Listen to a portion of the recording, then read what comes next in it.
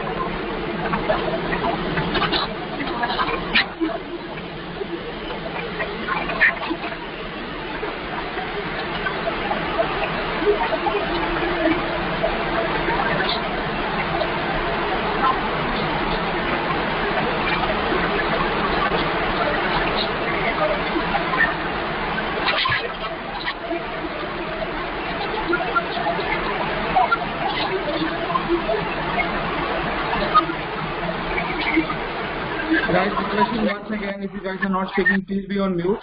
There's a mute option at the bottom of the screen.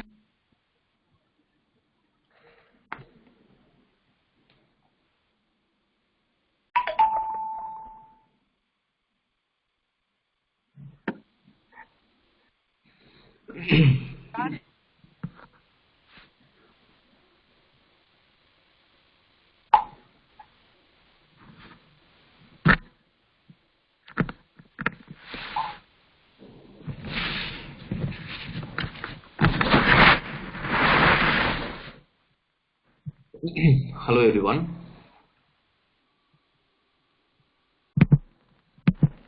I hope you can hear me.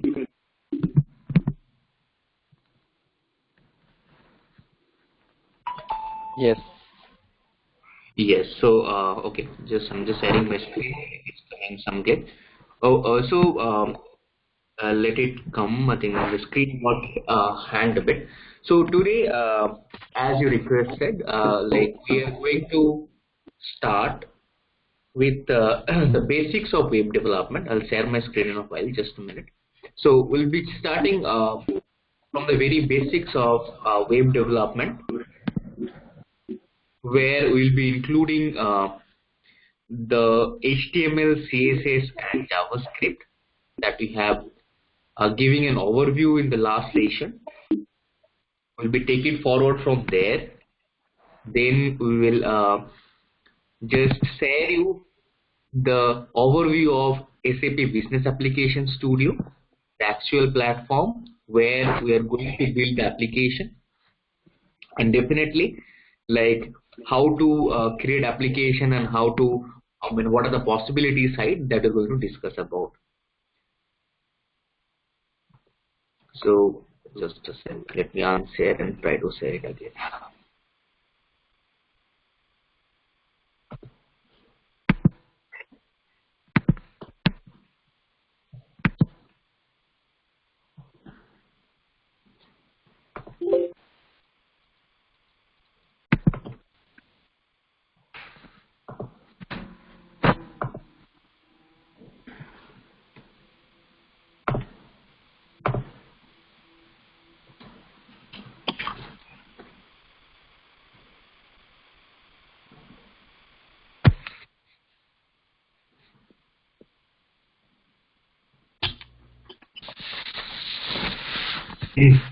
Just let me know once you see my screen. I think now it is okay to go.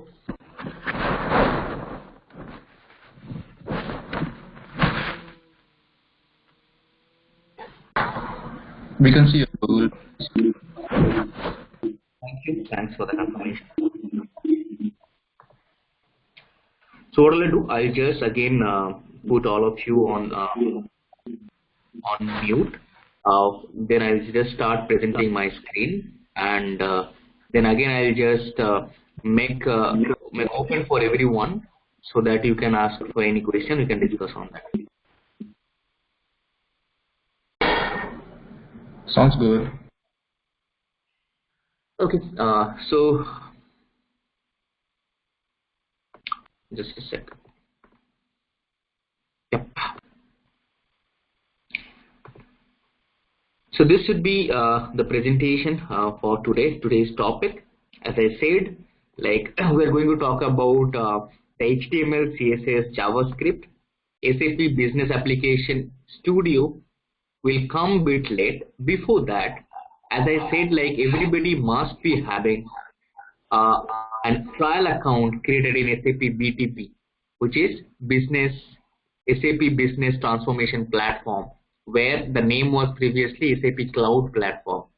So we'll show you how to create an account there, and then how to set up that trial account, and also like an overview about what are the possibility side, what are the services can you access on this BTP platform, and then we'll just create a destination. What is destination you'll get to know later, and definitely once we done that, then we'll create one mock-up application in SAP Business Application Studio.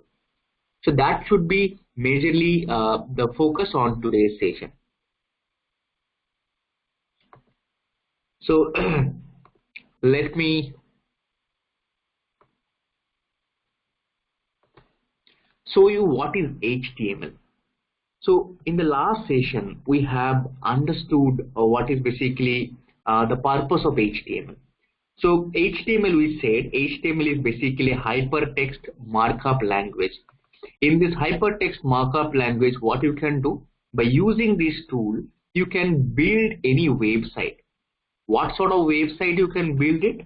Like what you can see right now, as I said in the last session itself, whatever the technology is being used to build any website, once the website is on live or it is running on browser, then definitely this website is in a form of HTML.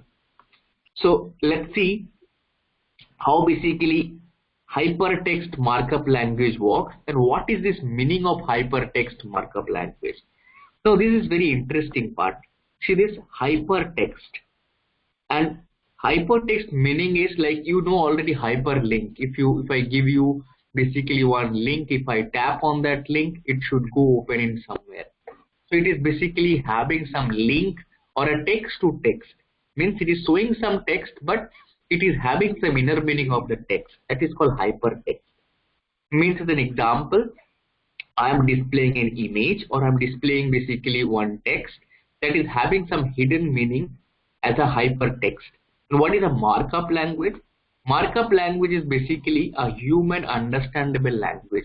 Like whatever is displaying on the screen. Let's say I want to display something on an image, or I want to display a text on my screen. So if I want to do that, then what I'm supposed to do? I need to use the take a help of markup language. Otherwise, I wouldn't be able to understand. I won't be able to read it. It should be human readable format. But at the same time, machine also can understand this language. Like you have written text.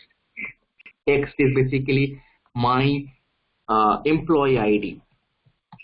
If I say like that, employee ID, so this employee ID is been basically written in a form where you can also understand. At the same time, the machine also in a position to understand, okay, this is a machine learning, or this is basically a machine understandable language. So it is basically purely used for any sort of website development. The website development, at the same time, like you can also render the website into mobile devices, tablets. So those facilities and the flexibility it is having it. Now how can we build this HTML application? Before that, let's understand where will you build it. It's supposed to have some tool to use it, right? Where will you build that? So what you need first, if you want to build an HTML application, you should be having one editor. This editor means, it's kind of a notepad plus. You should use Sublime Text, notepad plus. You can use Sublime Text, or you can use so many editors are available in the market. As per your OS operating system, you can choose any of them. but I will prefer either go with Notepad++ and Sublime Text. Why? Because this two text editor is having some sort of feature which is not there in Notepad. Why? Like this is an advanced mode. Like if you create something, like it will give you some auto suggestion option in Notepad++ and Sublime Text, which is not there in Notepad. Let me show you how. And let me show you how to create basically an HTML application. But number one, so the first requirement is you must be having one editor installed in your system. If you don't have, then what you're supposed to do, you need to just install it from Google browser. Let me show you. You can go ahead and just download anything, either Notepad++ or Sublime Text. You can go and install this. Once it is installed, then you can open that. Like it is available in different OS. You can install in your Mac, in your Windows, in your Linux system as well. Once it is installed, you will be opening that. So I have installed Sublime Text 3. I'm opening that. So once you open that Sublime Text, what you're supposed to do, you need to write something, some code. That code is basically for your HTML application generate. Now, what sort of code you're supposed to write it? It is having basically a format. HTML, it is having a format. What is the format? HTML is basically a tag-based programming language where you can use it, a tag starting like less than and greater than, and you can give the value of the tag, the name of the tag. So this is the opening of a tag and it's a closing of a tag. Like you are just, the tag can be notified as, let's say I'm giving one tag here, HTML is the tag. So you can use either capital letter or you can use also in small letter as well. HTML, this is the opening of the tag. And once you open a tag, you're supposed to close the tag as well. So HTML open, HTML closed. How are you closing it? By giving a slash. So this is the opening of the tag. This is the close of the tag. It's basically kind of a concept. You are creating a margin. This is the starting of the margin. This is the end of the margin. You will be writing your set of your piece of code inside this border, like in this, from here to here. Inside this, your every piece of code would be there. Now, why this is important? Like it is basically hypertext markup language is work such a way it is tag-based annotations where you would be opening one tag and definitely you will be closing one tag. That is a basic format of HTML. Now, let's understand that format. It is having HTML, the initial section. Inside that in HTML, you would be having one more section that is called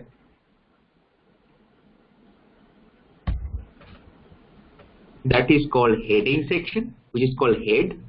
Again, it would be started, it should be closed. Then it also have a body section, body started, body closed. Now, what is this heading section? What is this body section? Let's understand that. So if you open any website, on your browser, let me open this one. So this is also Sublime Text browser. If I go there, if I see the view page source, what I can see, let me open the same page, like the Sublime Text download page in a code format. Now what you can see this HTML head, and it definitely would be having a body section as well. See this, it is having a body section as well. See, head has started here, head got end here, body got started here, and body is ending at the down. See, and it is having ending up with again an HTML tag. So definitely what I can say like this particular HTML is having a sort of format That format is a head open, head close, body open, body close, but initially HTML open, HTML close. So what is this purpose of this heading? What is the purpose of this body? Let's understand. So whatever is showing on your screen, whatever is showing, this text, these options, this download option, buy, support, all these things are written in this body section. Like whatever is visualized on the screen, on the user interface, that is designed on the body section. How it is designed? So HTML is also having a sort of UI controls, as we are just discussing in the last session. UI5 is having a set of controls like buttons, input fields, combo box, and so on and so forth, list, table. Similarly, HTML is also having its own standard UI controls. So using those UI controls, placing those user controls inside the body, we will be creating the view. So what is this heading section? The heading section includes all the necessary libraries to load to power this application, to get the resource of this framing this website. As an example,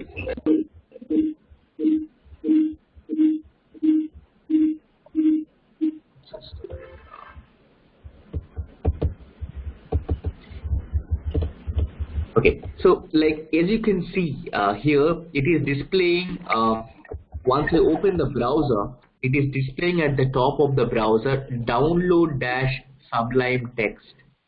Download slash dash sublime text. What does it mean? That is the title of this browser. Now what it is basically doing it here. So once I open this website, it is loading some set of JavaScript, some set of CSS libraries, some set of other resources to load your application screen. Now in this heading section, what we will do, we will keep all those resources to load.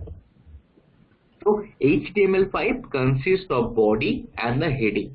Heading will be consist, or it is basically used to power all the resources, including JavaScript, including CSS, and the body would be purely on the design part. Now let's create a basic HTML5 application and see and run on the browser, and we'll introduce few of the controls to design a screen. Let's try that. So as I said, you must be having one text editor installed in your system. I am open Sublime Text 3. So once I open that, it is having a set of, see, this is already been this is already open. You can create a new page or a new like section where you can just define it again the same way how I have done. So see this here. Once I'm opening it, what I'm doing it, I'm saving this file. I'm not written any code. I'm saving it with the name as my HTML. But definitely remember that if you want to save this file, give an extension as .html. So .html is the format or is an extension which is mandated to give it. Otherwise, the file will not save as an HTML format. It will be saved as a normal text format. So don't forget to give .html extension on your while saving that specific page or specific text that you are building it. But while giving .html, see, we have selected by default all files. You can select directly HTML also, but directly you can give it .html. So I have given my HTML .html. So once I have saved it, see, it got a name my HTML.html. Now what I'm going to do it, I'm going to write some code there. So as I said, it has to have a basic format. Let's do the basic format. So I'll open the HTML. See, it is giving me some suggestion. But this suggestion you will not get if you open a normal notepad. Let me show you. I'm opening a normal notepad. This is my normal notepad. if I go and write HTML, it will not give me anything, any suggestion. So I would say, like, I would recommend Sublime Text would be the best one. Go and install that to use your HTML application development. So once I opened it, then what will I do? I'll close it.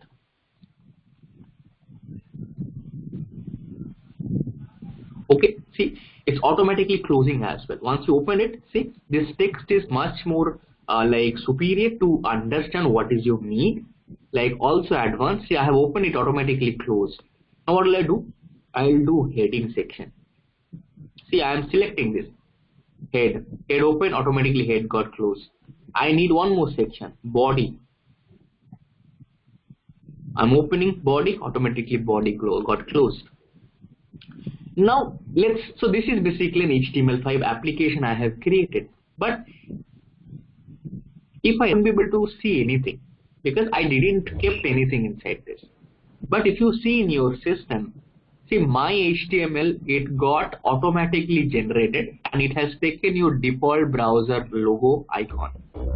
Once I open this, what it will happen?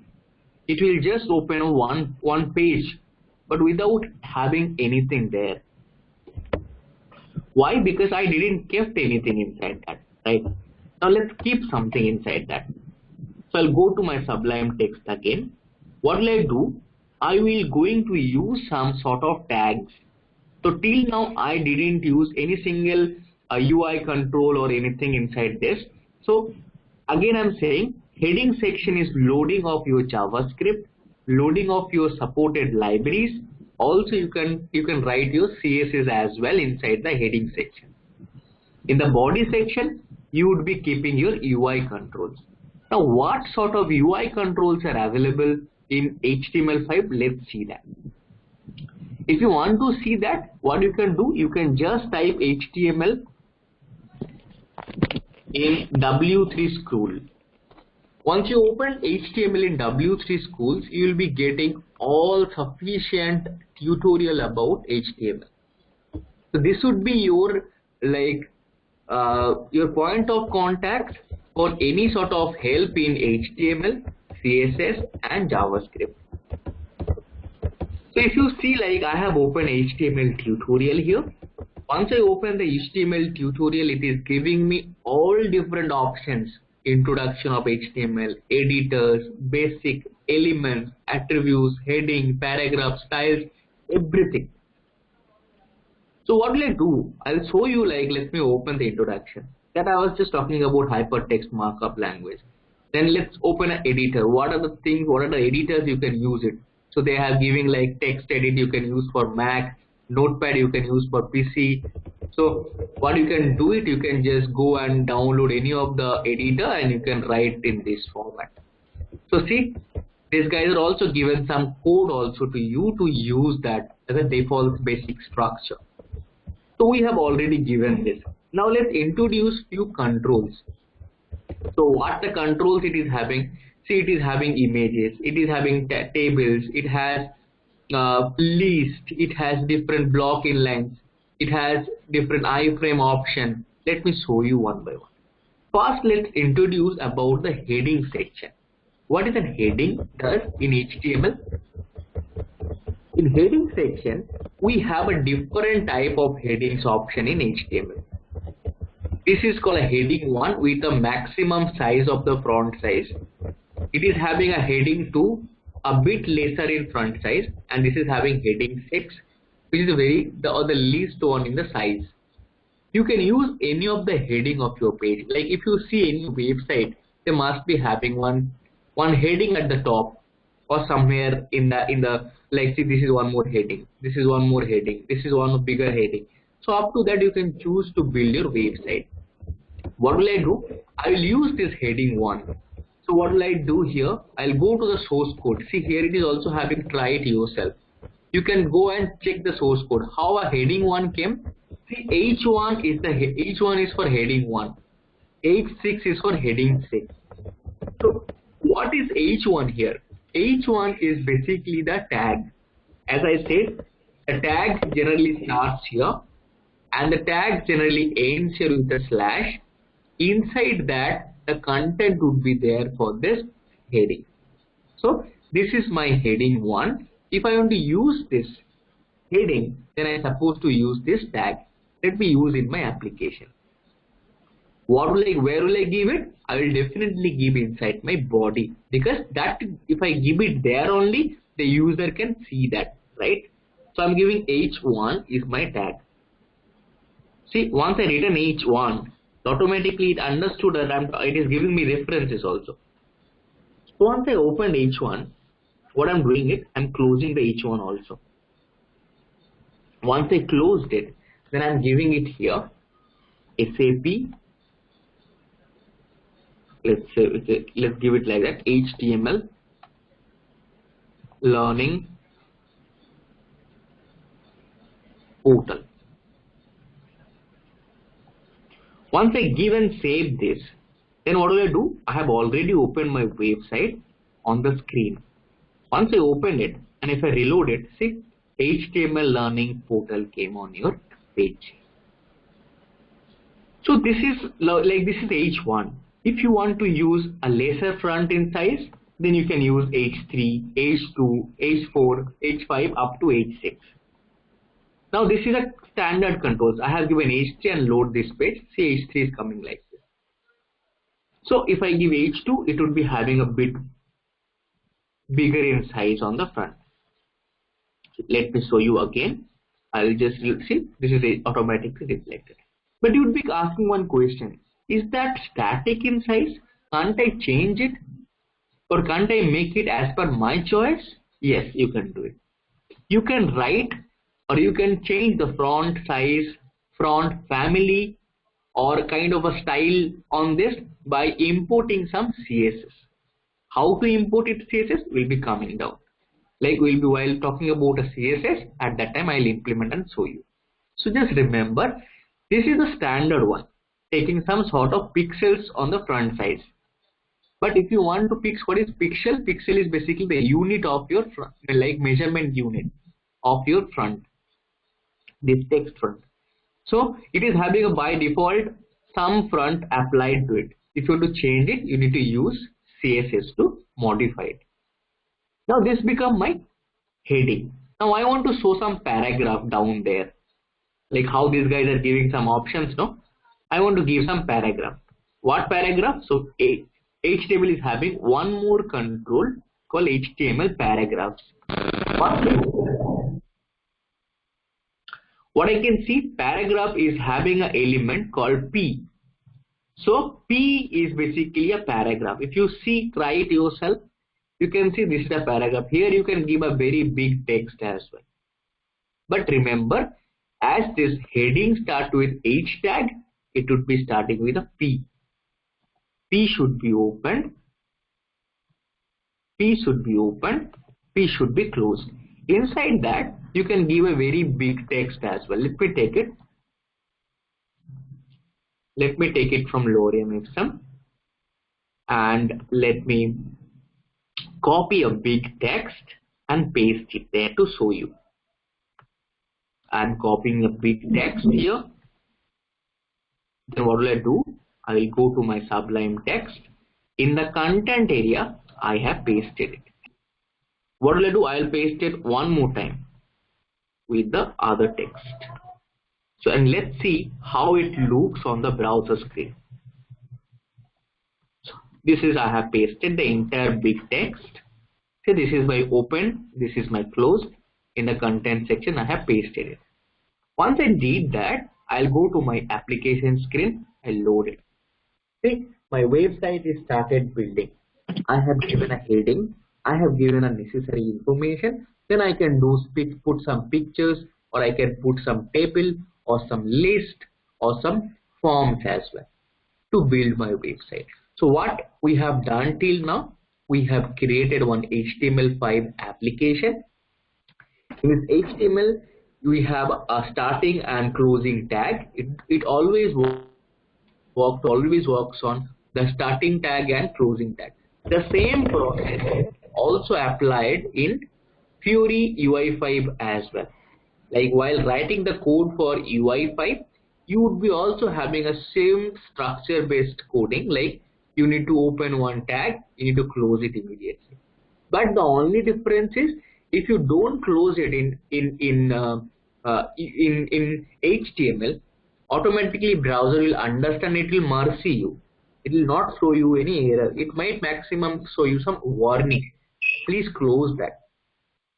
If you don't close it in UI5, then definitely it will not at all run. It will throw you an error like this is not yet closed. So things are like bit like in HTML, as it is open completely, like it doesn't like it automatically understand and it allows you. But in HTML5 you need to be very cautious about writing the code. Like you should be opening one tag, then definitely it must be closed. So now what I have done, then we have used one heading, then we have used one paragraph, and then we have run the application. And again we said, while saving this application, don't forget to give .html extension. Once you did that, now let's come to a different control.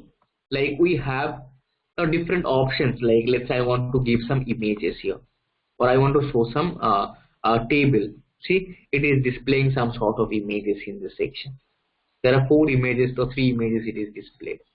So if you see how to use an image, you can try it yourself also. So for HTML, if you want to use any image, so the tag name is IMG. Now you would be asking or thinking in your mind, like, how do I get to know what is the tag name? It is IMG. Why it is not it is not full form of image, or why it is not IMEGE or something like that? See, this is basically a standard of HTML. So what you need to do, you need to remember this. IMG is the tag for image.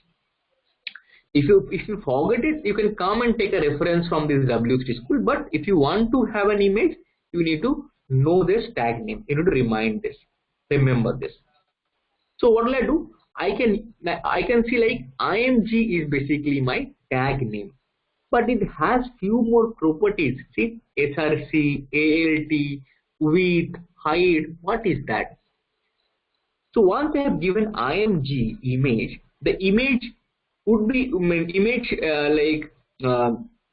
option would be ready in HTML. But what image to load? That should be a source, right? I can load the image from any of the website link of an image, or I can store it in my local system and give the path to load it. Like I can store this image in my application folder itself. Then I can give a path to load that application. This is any of the. Just one sec. Let me try to mute all this.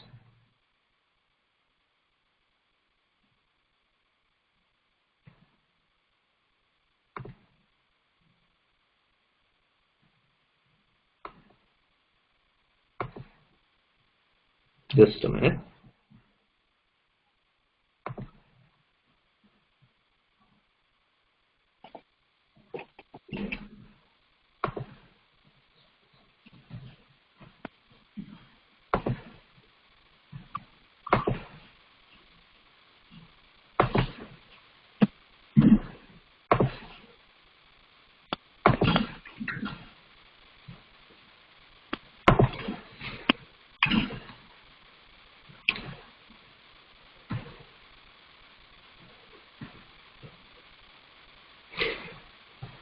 Okay, so we got a question like, do the image has to be in the folder, then the app, or it could be specified directory or the path?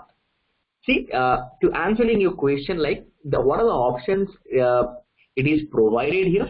Number 1 option, you can directly take the image link.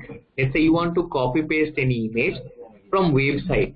I'm having an image, it is there in Google. I want to take that link, I can directly paste it. Number 1. Number 2, if you are creating any project in SAP UI5, at that time you can maintain one folder as a name of images. Once you keep that folder, then what you should do, from your local directory, do one thing, you just put that image inside your folder structure.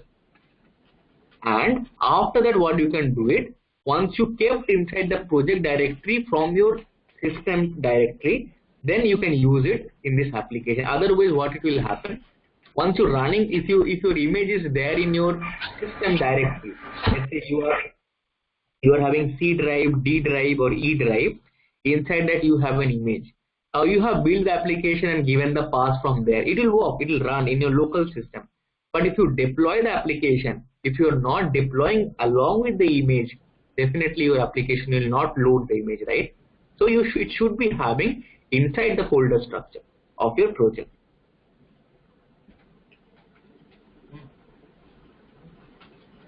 So now, like, yes, how can I create my own image? So there are a lot of tools available. There are a lot of tools available where what you can do, you can go and create your own website. Good.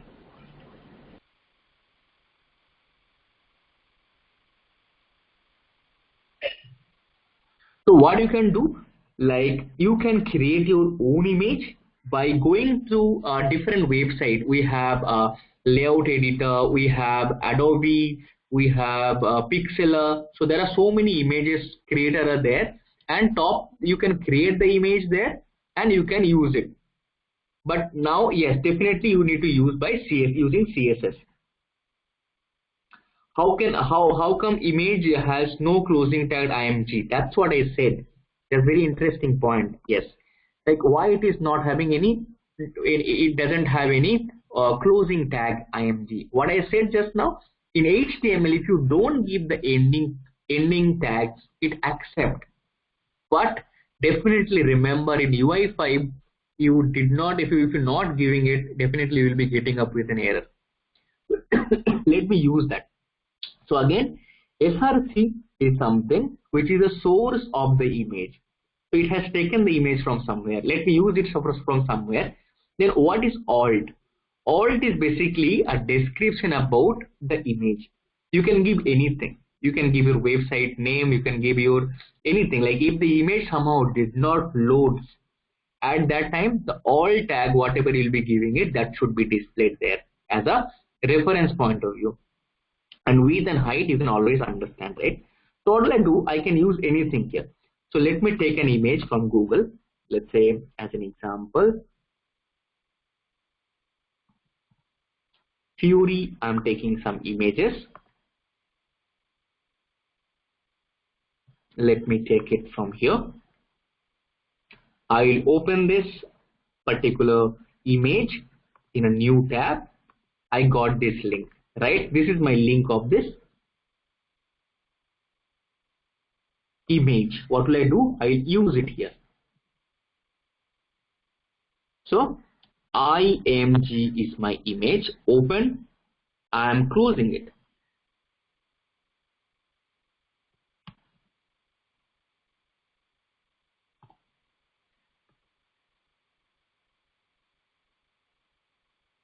Sorry. Yep. I have opened it. I have closed the image. Now what I'm going to give it, I'll be filling with the properties. SRC is the property for giving the link of the image. So let me copy the link.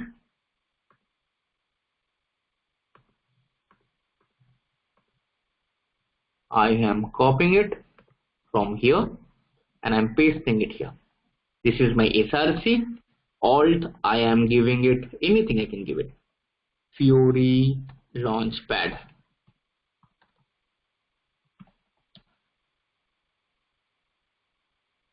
Launchpad. I'm giving width as, width as 500 pixel, height as, let's say 400 pixel. So this is the image I'm trying to load it here. Now I have saved it by pressing Ctrl S. Now I am loading the application. So it got loaded here. But now you felt that it is not loading properly. What you can do? You can go and change the height and width from here. Let's say I'm giving, instead of height 400, giving us 200 and saving it and run it again. So my HTML page, inside that the HTML image tag got loaded. So you can use multiple images also, just one to each other, and at the same time you can create a better design using CSS as well. That I'll comment. So now coming to the point, so this is how you can use the image. So similar fashion, if you want to use in a different image, let's say you want to use this image, you can take a link, same fashion,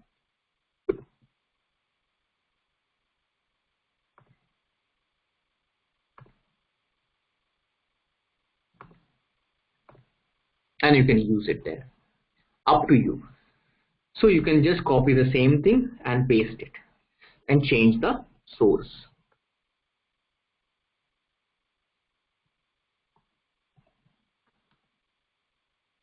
You can use this as well. Let me take a good resolution image one.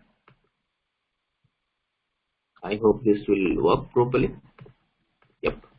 Let me take and paste it.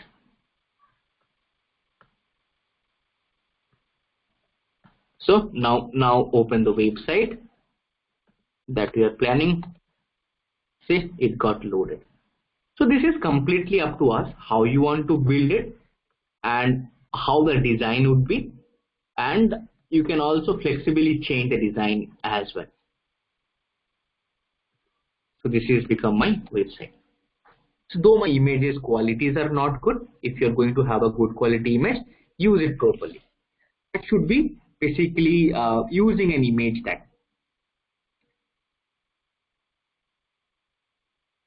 Alt means show text when okay, alt means show text when the image files to load at the same time. Yes.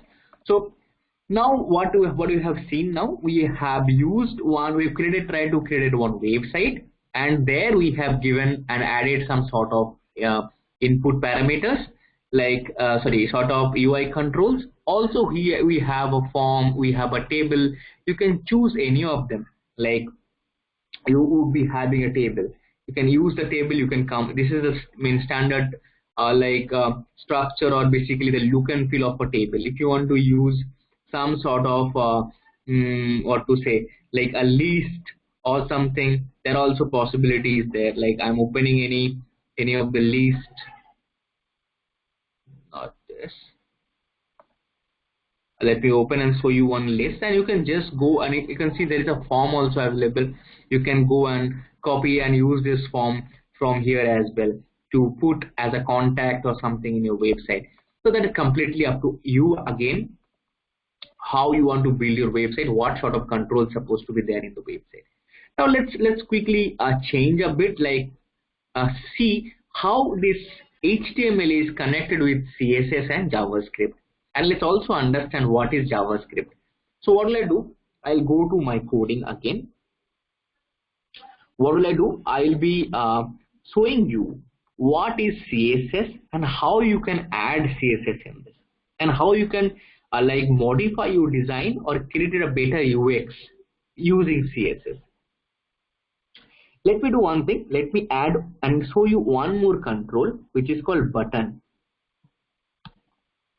See, I have taken button.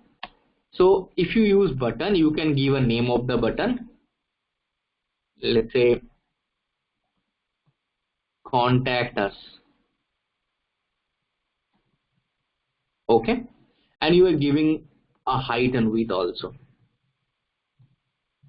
And again, I was saying, like, or if you can put it that height and width using CSS. So again, what I said, see, H2 I have given in small case, lowercase, P also lowercase, but image also lowercase. I have given button in uppercase. It supports. Again, HTML supports that. But in case of your UI5, it is bit restricted. How it is button looks like, it should be all small always. So you need to use that set of format. If you use the mindset of HTML at the time of building UI5, some cases you'll be ending up with an error, because HTML is very open and it supports, like as I said, open tag, close tags are not very mandate. It understands once you open it. definitely it is supposed to close there. So those things are, remember it. We need to be a bit careful in HTML, in UI5 development. So now I have added a button, I have saved it, and see this, how where it is, the button is down, it is there, it is here, contact us. But I need to go to the next line down here. How do I do it? If I am to do it, then what will I do? I will just break this pattern. There is one more tag available to break into a new line, that is called BR. It's called BR, called break. Now once you use BR, again I said, like, it is not mandated to close it, but we would be always follow a pattern that we would be developing our application in UI5, not HTML. So always have a practice, like we'll be opening it and we'll be closing it. Once you do so, then you can see automatically the contact us should be in down. So what you have done, you have break the line into the next line. That's what you have done using this break tag.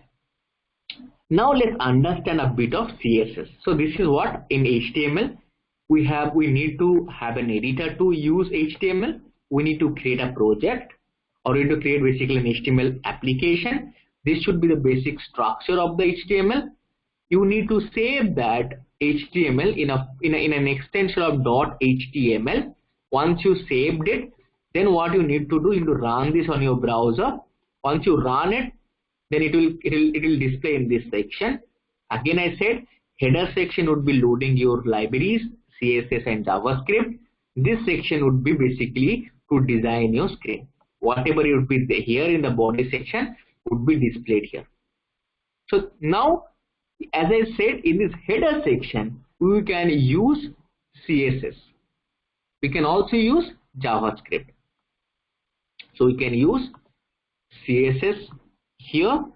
We can write CSS and we can also write JavaScript here. So now let's understand how to do it, or how to load, how to write CSS and how to write JavaScript. Now, as I said in the last session, CSS is cascading style set. This is basically used to design purpose, like to create a better look and feel of your website. Cascading style sheet. This is the full form of CSS.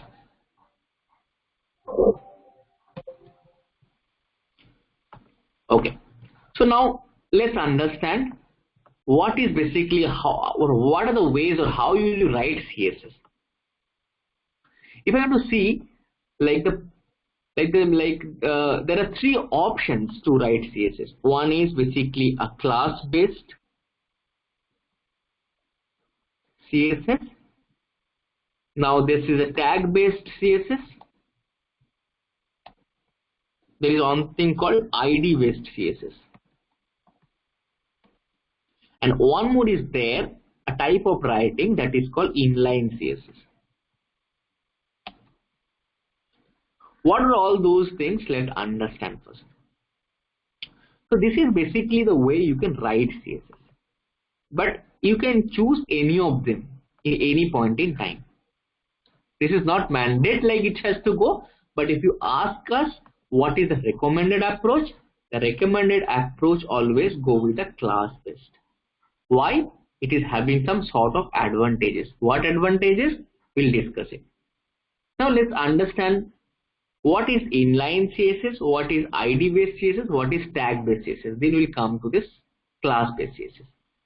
So before that, now let's try to understand how will you write CSS. What is this class based, what is this tag based, ID based and inline. Inline CSS, if we start from here, you can use any specific CSS on the UI control level. Like this is a tag. In this tag section, you can directly write some CSS, not defining in heading. You can directly define in body inside the UI control itself. What I'm trying to mean it, general approach, what we're trying to say, like we should keep all your CSS here in this heading section or in a separate file. But there is one more approach that you can directly use the CSS inline. Inline means with the UI control. Like H2 is a tag, you can directly add the CSS inside H2 itself. How? There is an option called style. There is one more property called style. If you use the style property, like that is what this HTML W3 school was referring you something. You can use some CSS, HTML CSS. This is what it was trying to show you. See, this is inline CSS. This inline CSS is basically a style. See, this H1 is the tag. Inside that, style is one of the property. You can directly define here some CSS properties like color. Color is a property. There you are defining a value as blue. So similarly, let me just show you. If I go to my Sublime text, what will I do? H2 is there. I'll give the property called style. See, this when I give S, automatically style is basically giving it to you as a reference. Use that. And what this is showing? Color. Color is the, what is the value? You can give red. Now very interestingly, you would be asking one question. So you are giving red here. But how do I remember all the different colors? How to define the colors here? I'll let you know. See this first. Once I saved and running this website, see, it should be red. It is red.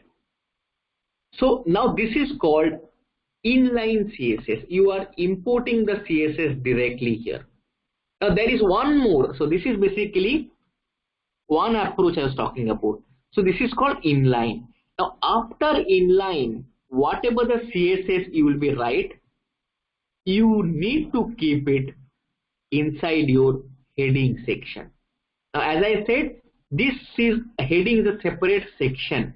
That's why it's called external CSS. So there are basically two types, inline and all the other things are external. Like you can save the CSS which is writing in external heading section, let's say, into a different file and link it. Understanding my point? Like you can keep this particular CSS in a separate file and you can link it on your header section to load it. Inline CSS means you are directly using the CSS inside the UI control. But this is not approached. Why?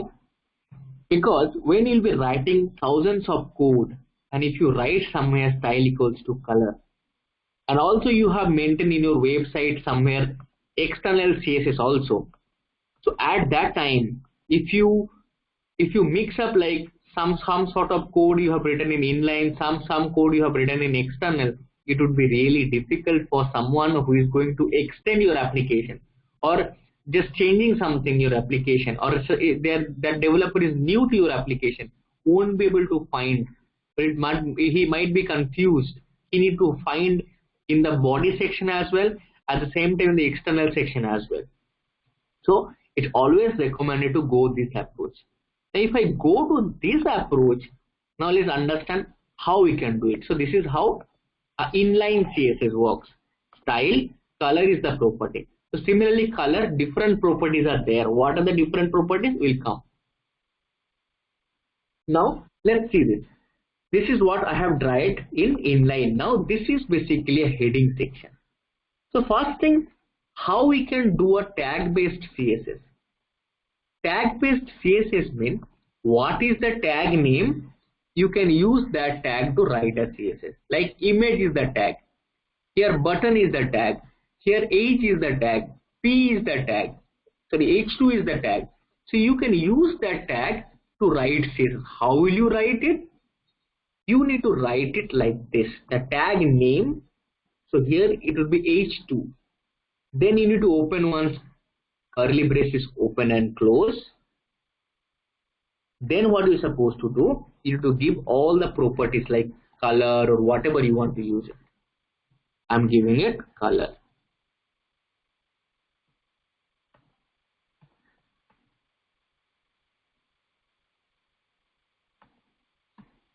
So let me directly apply it here.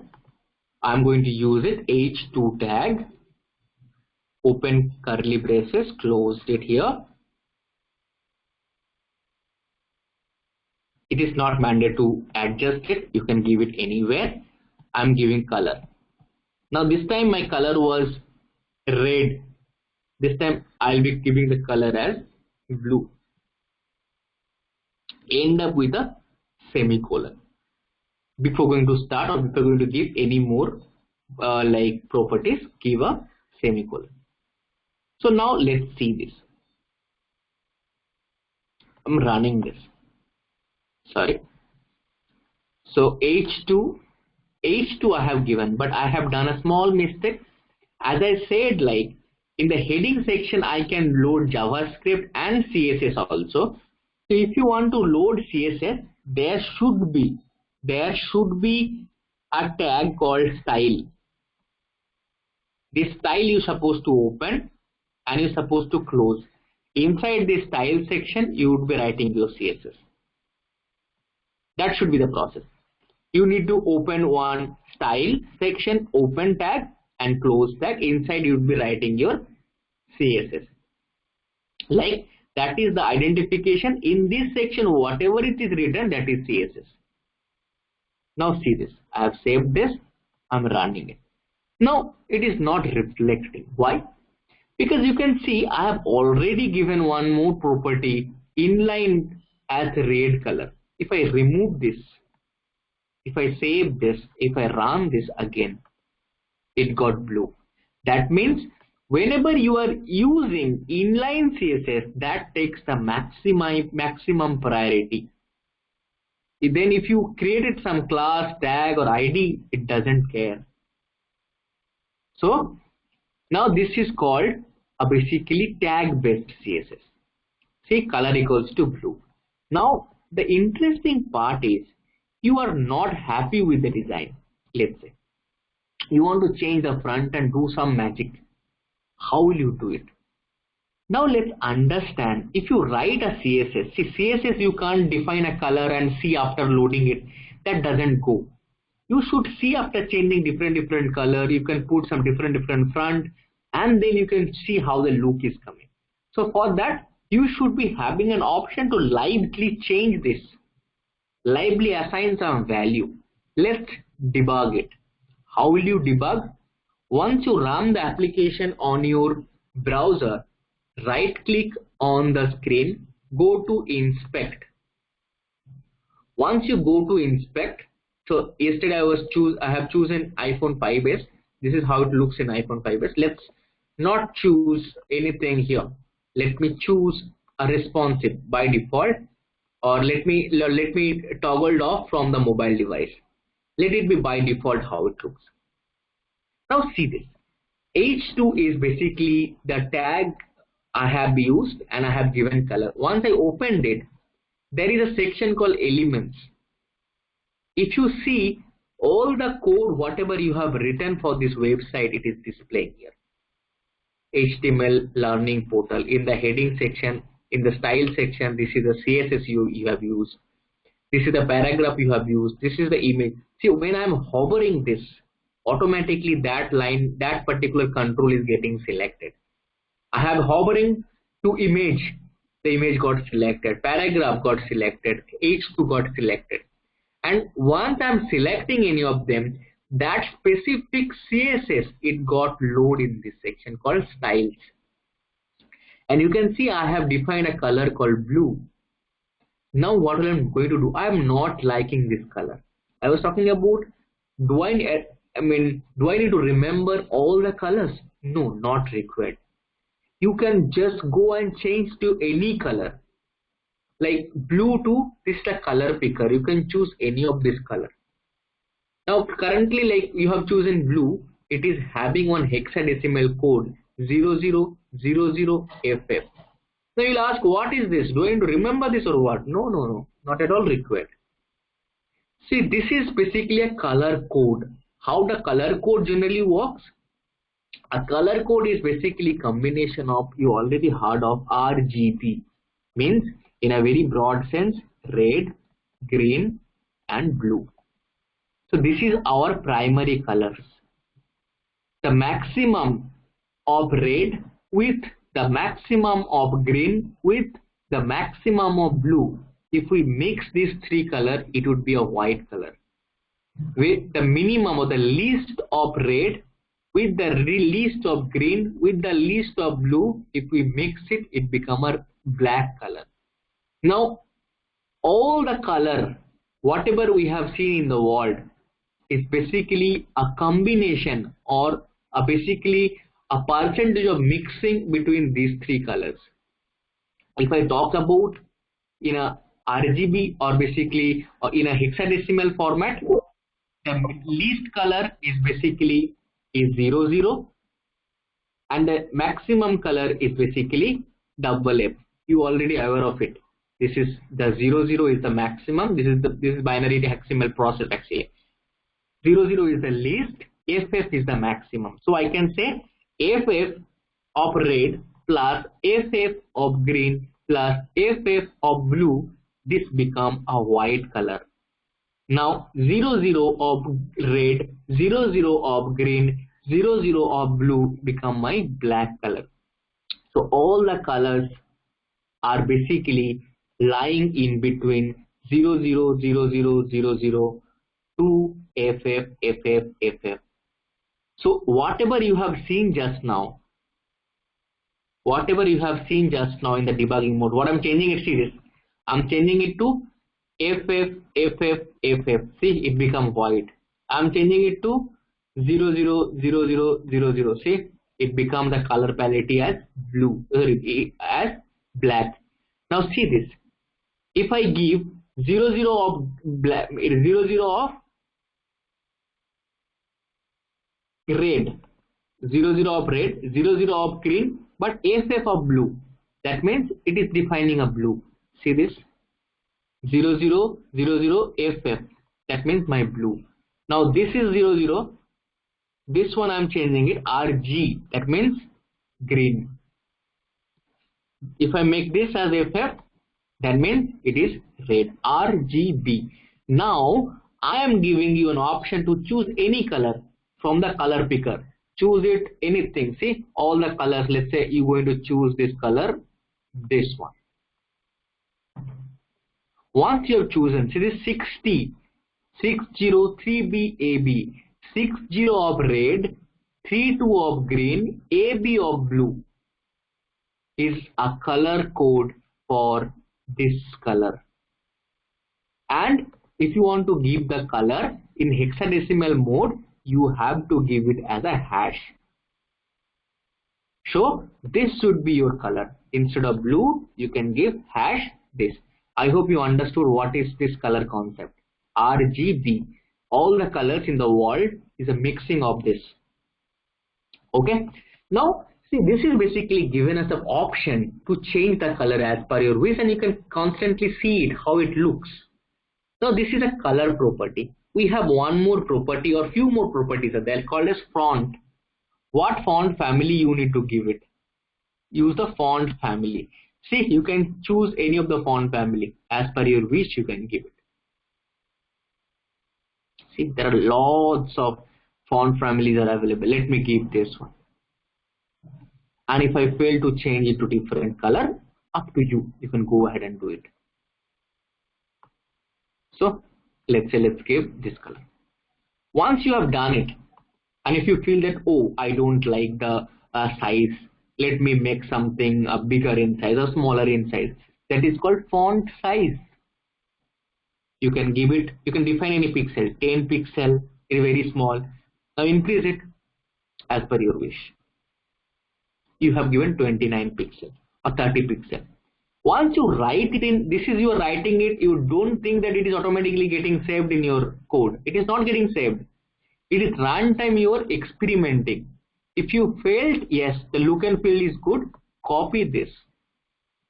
Copy this from here and paste it in your style section.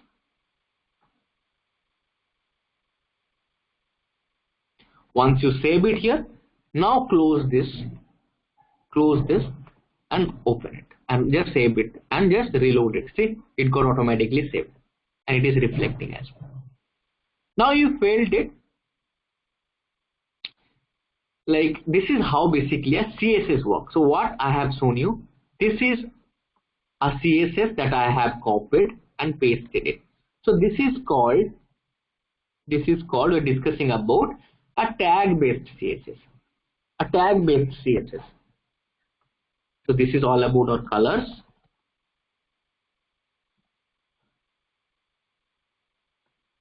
Yeah.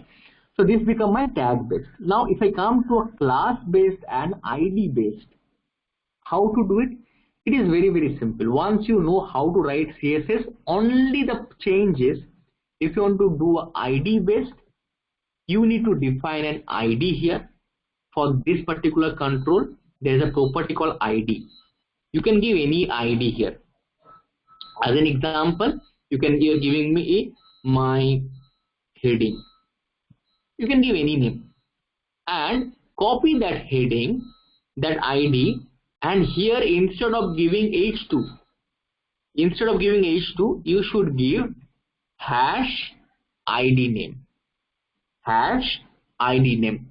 Now see the same thing, it should work. I'm saved it. I'm running it again. Oops, it's not worked.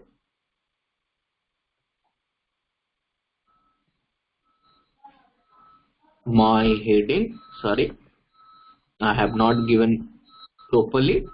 My heading is the ID and this is my code. Now let me see. See, it is coming. Now you'll be asking question, why are you doing that? What is the need of this? The need is, let's say you are using h2 tag in your screen. Now in the down section also you have used h2 as an example. Let me use it and show you the impact. When I had the code with h2 and I have given two h2. Now see, both the h2 got the same color. I can't segregate it because in a global level I have defined the color. Wherever I'll be defining h2, that would be having the same.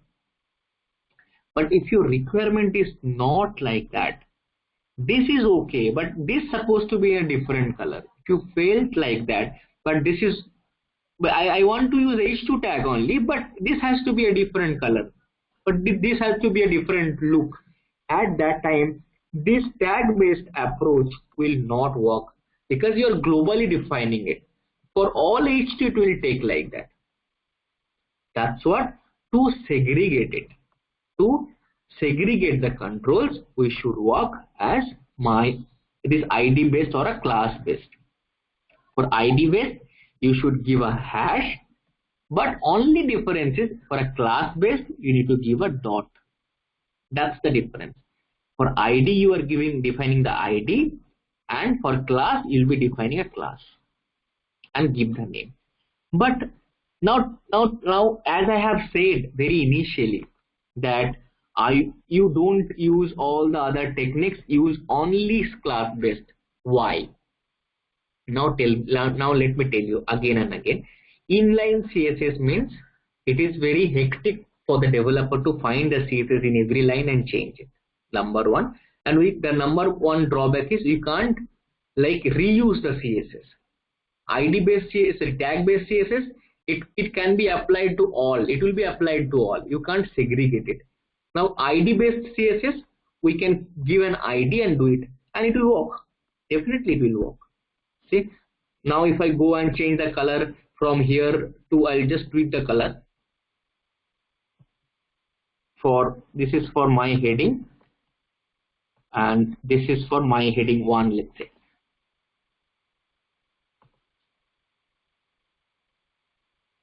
And I'm applying this one my heading, this one my heading 1 ID. You don't give it the same ID again and again. Now if you see this, see, this is a different color, this is in a different color. So you can segregate it. But the drawback of this approach also, when you run the application, runtime, the ID might also be changed. The ID might also be changed in UI5. It will create some runtime ID sometimes. It will not take your exact ID, like the ID you are giving it. As an example, you have given my heading. This my heading will change in runtime live application once it is loading with a page. So at that time, ID approach will also not go, because here you are giving the exact ID name.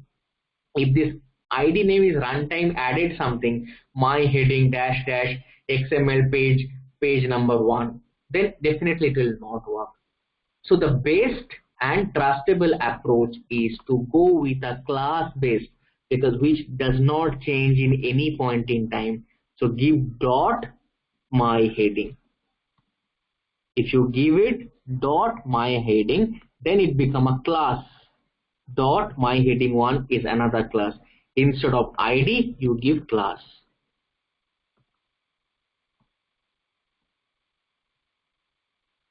You give class. Once you give that,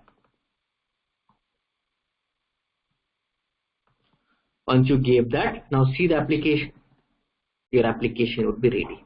See, it is also reflecting it. So the best approach again to go with the class based. Okay. So let's see any questions is having. How can I change the standard CSS class in standard Fiori app? That will come that process, because now we're not talking about the Fiori CSS process right now. This should be a bit different. What is a standard CSS?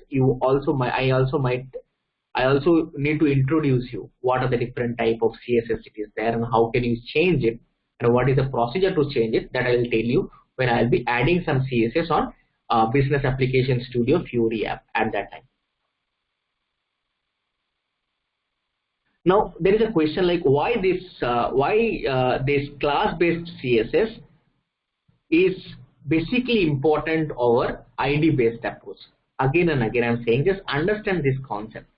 ID is what we are doing it for ID. We are just defining one static ID here. Let's take an example of heading. This is the H2. I am giving an ID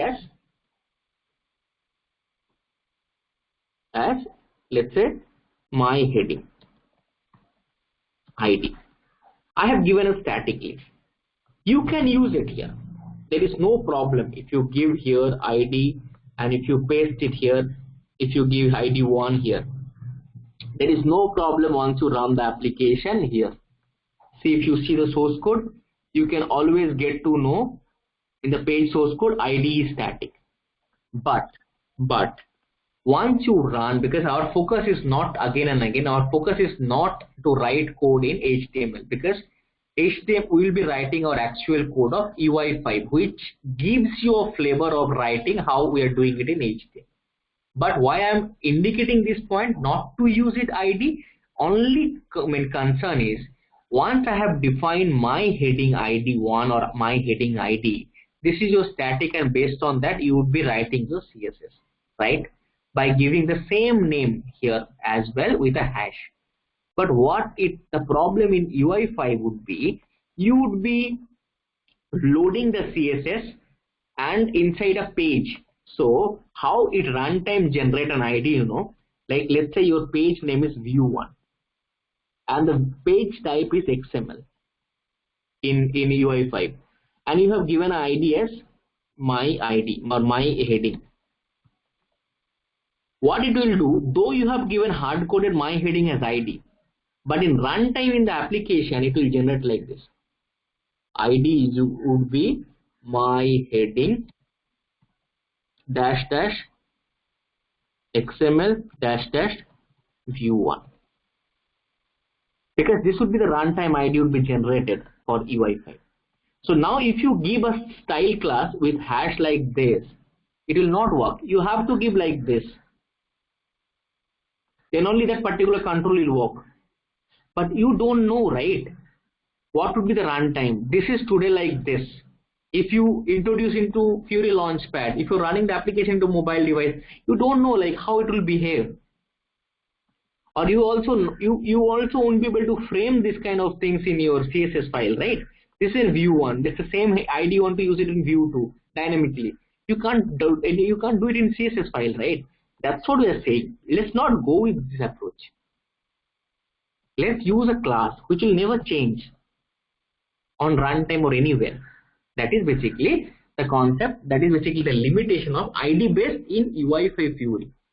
But in HTML, absolutely you can go ahead. It will be no problem because it doesn't change it. It doesn't change it. I'm running it, see the same IDs here. That's what my focus is more into the Fiori based development. That's what I'm talking about. As per the experiences, don't use it. So learn the possibility side, learn the recommended one. Okay. So this is basically the CSS part. Now, what are the CSS properties we can use it? We can use a different type of properties. Let me show you. Let me remove one of our age tags. Let me show you for a button. So this is one button I have taken. What I will do, what I'm going to do, I'll be creating one more CSS called my button.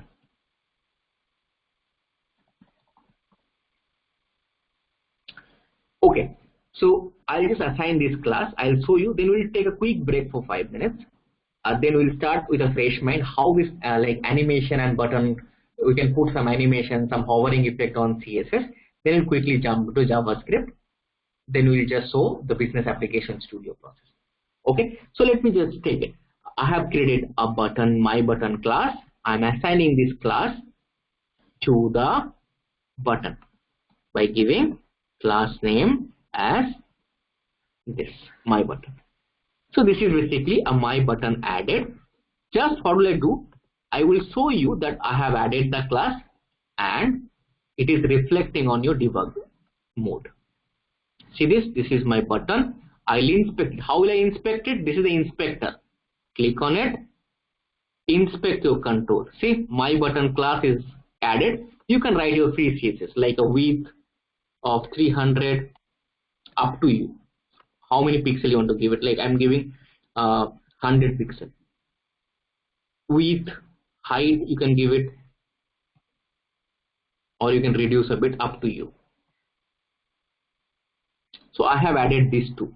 Okay, let's take a break for 5 minutes. We'll come back again. Then we'll put some interesting CSS effect here. Set of animation, set of hovering, and all. I'm saving this.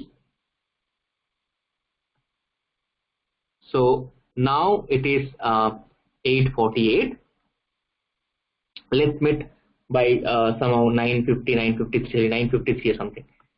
Then we'll again continue from here to see some more effects and on CSS. Then we'll jump to JavaScript. Okay, so I'm just opening from lecture mode to open. I got a concern like not able to see the screen correct. Is it so? Karthik, actually my internet got disconnected in between. So when I reloaded, it was like not appearing. Oh, okay. Yeah. So if you have any doubts, you can ask me at the time of asking question answer. We can go ahead. So let's take a quick break of 5 minutes. We'll come and join back at 8:53. Okay. Hello.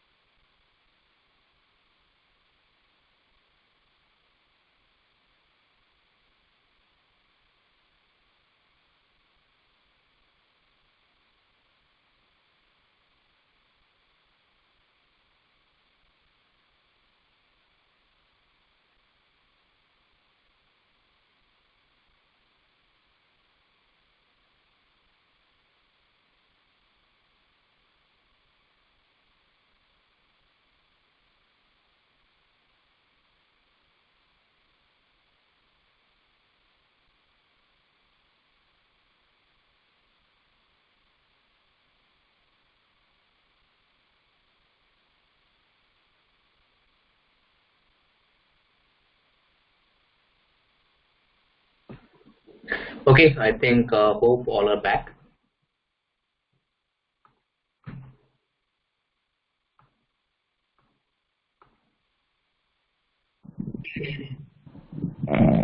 So let's start again. Let's start.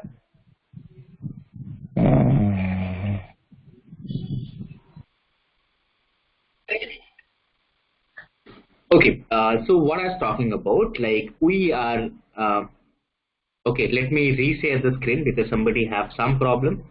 Let me stop the sharing and share it again one more time. Let me know if you can see the screen right now.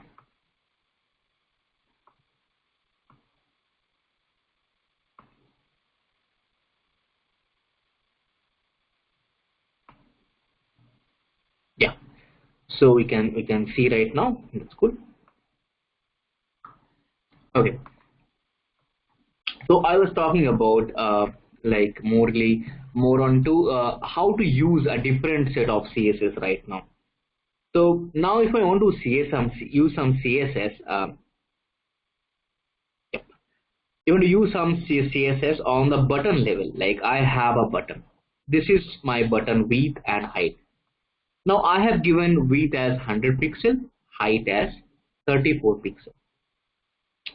Now what I'm going to do here, let's understand the different like CSS properties are available. One thing, you can put some background color. Any background color you can keep it. Let's keep something green. Okay. Once you have given green, see the green is not looking so good because the text is not visible properly, isn't it? So just focus here. This particular button I'm talking about and I'm changing it here. Okay. So now if you see, I want to change the text of this button to white because green goes with white. So I'm giving color of this particular text as FFFFFF. As I said, this means white. You can directly write color equals to white also, or you can select from here also. That is also good. You can give up to you, and you can change up to like any color as per your wish going to this color palette.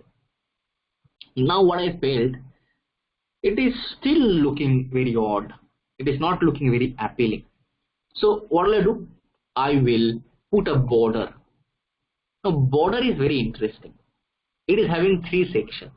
One is what is the width of the border? Let's say 1 pixel. What is the type of the border? You can use solid type or you can use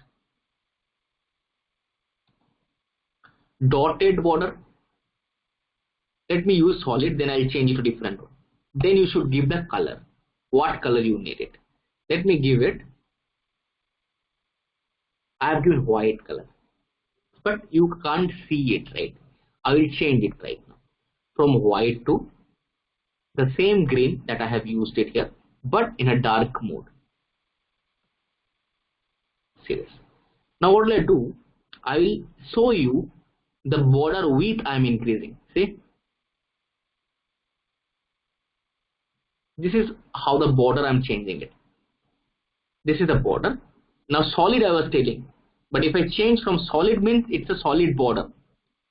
The type of the border is solid. If I give as dot, see it got, if you see properly, it is taken a dotted border. Similarly, we have different type of border like solid, dotted, but definitely use this solid, that looks good. Solid border of 3 pixel. I don't need 3 pixel first of all. And I can see like 1 pixel is more than enough for me. But this color is very, very dark. It is not looking very good. I have given like this. So this has become my border.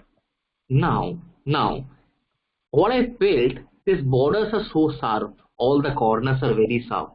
I need to just give some radius or kind of a radial border. Let's say that is called border radius. You can give some pixel. See this? You can change the button from a round shape from a cone like a rectangular to a kind of a round shaped cone. Up to you how you want to give it. You can put it a minor one, you can put it a radial one like this, so increase that radius border radius. I kept it like this. So contact us I have given. So the button how it was previously, if I don't apply those CSS, how it will looks. Let me remove the CSS. This was like this. After using the CSS, it become like this. So let's copy this CSS. Whatever I have done it in runtime. Now once I'm okay with this, I'll paste my CSS on my actual place. This become my CSS for button. But this has become my look. I need something to feel. If somebody is basically like hover on my button, see, this is not doing anything. This has become only my look. I need to give an experience to feel it. What does it mean? Like kind of an effect. If I hover it, it should change into a different color, and it should show me something that I'm touching this, because it is non-clickable. It looks like I'm unable to feel it. Let's do it how to feel it. So the effect is called hover. How to do a hovering effect? What you need to do, the same class that you have written here, just copy and paste it. Just give :hover. :hover means this class will load by default. This class will load once somebody is hovering on your button. Now let's say what I'm doing it. Let's assume it. Right now the background color is green. What I'm giving it, instead of green, I'm going to give, let's say, some other color as an example. Let me give some. Okay, let me choose it there itself on runtime itself. I have saved this. Then I am running this application again. I am touching to this button, inspecting it. This is my button. Now what will I do? If you want to see what is getting loaded, this is my button class. There is something called hover. See this? Just click on the hover. Now once you put your cursor here, what you can see, okay, first of all, let's define one font size also. Let's say I'm giving 16 pixel or 13 pixel. So let me use this also. Font size as 13 pixel.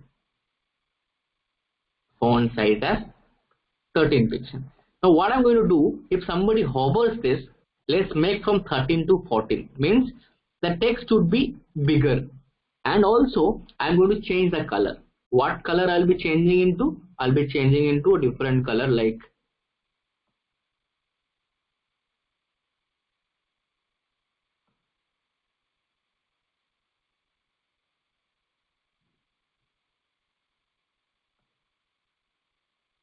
this. Okay, let's go with this.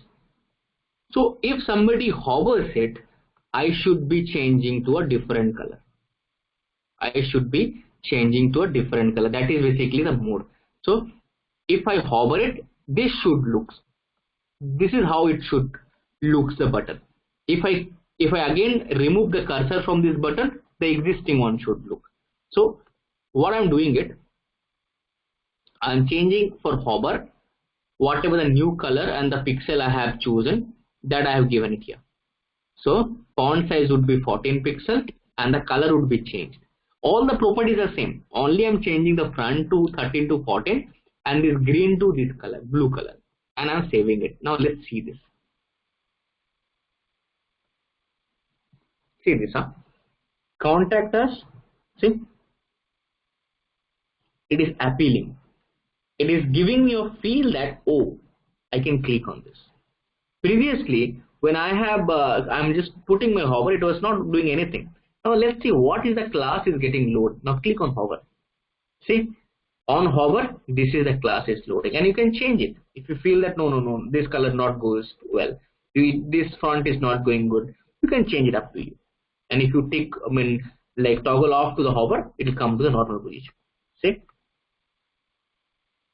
this is how you can put a hover. But there is something called CSS animation.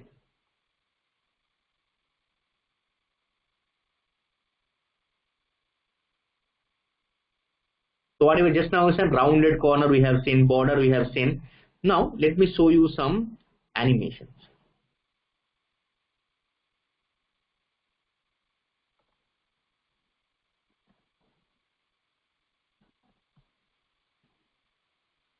See this. So what are the type of animations? See this. If you touch on the button, see it can be jumped. You can play around with this. So let me show you any of the button. See, I'm hovering it. It started changing the color. At first green, then it will go to yellow, then it comes back to red again. So red from starting from red and coming back from again back to red. This is how the animation in this they have given. You can choose any other. You can see it is automatically changing. See. Now also you can give it. You can see and select some other one. See, it is jumping like this.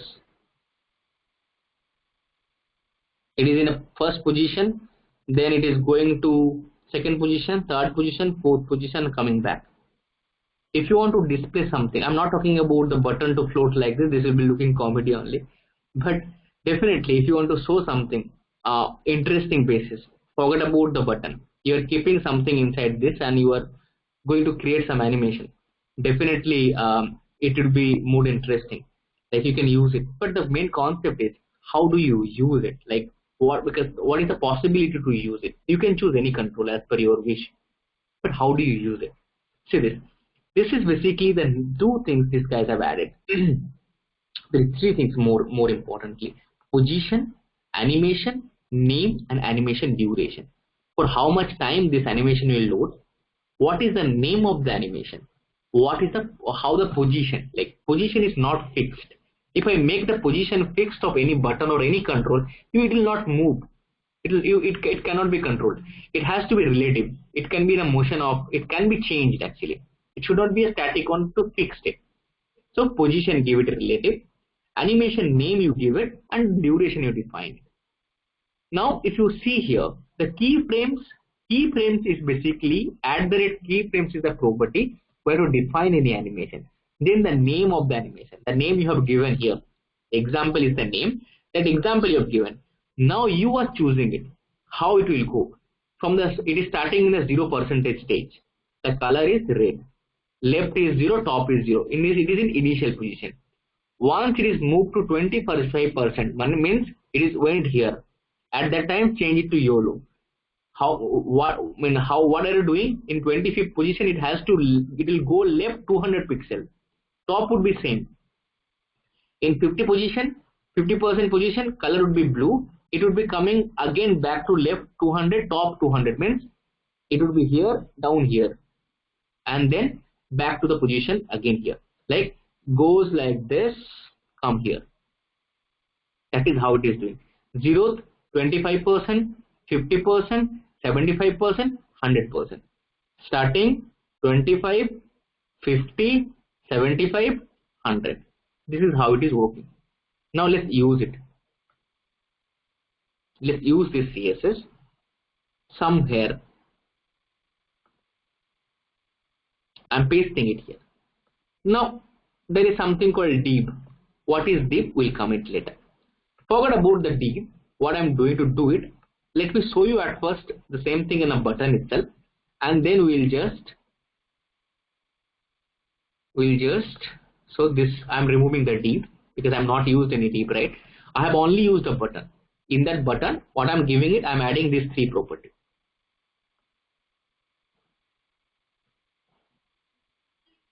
Okay, position, relative, example, this and this.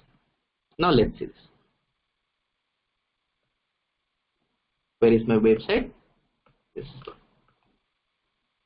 See this? Okay. So once what I have given once initially load, it should happen like this, right?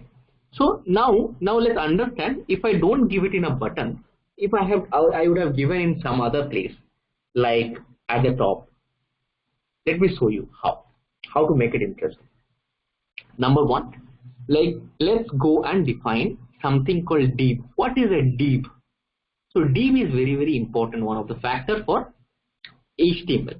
Like what I'm trying to say, my objective is I want to give some background, not for the entire page. I want to give it at the background of this text. HTML learning portal, this H2 tag is there. I need to give this field with a background color. How do I do it? If I directly go to the inspect, I already have a heading. If I put my element on the heading, I can see this is my heading. What I can do, I can give a color as a background. Number one, I have given a background color like this. Let's say I'm giving this one, and color I'm making it to a white color. Either I can do like this, or this is one way of doing it, or if I felt like let's give some I need to adjust it, it's not looking clumsy. I need to have enough space from the left hand side, top side, down side.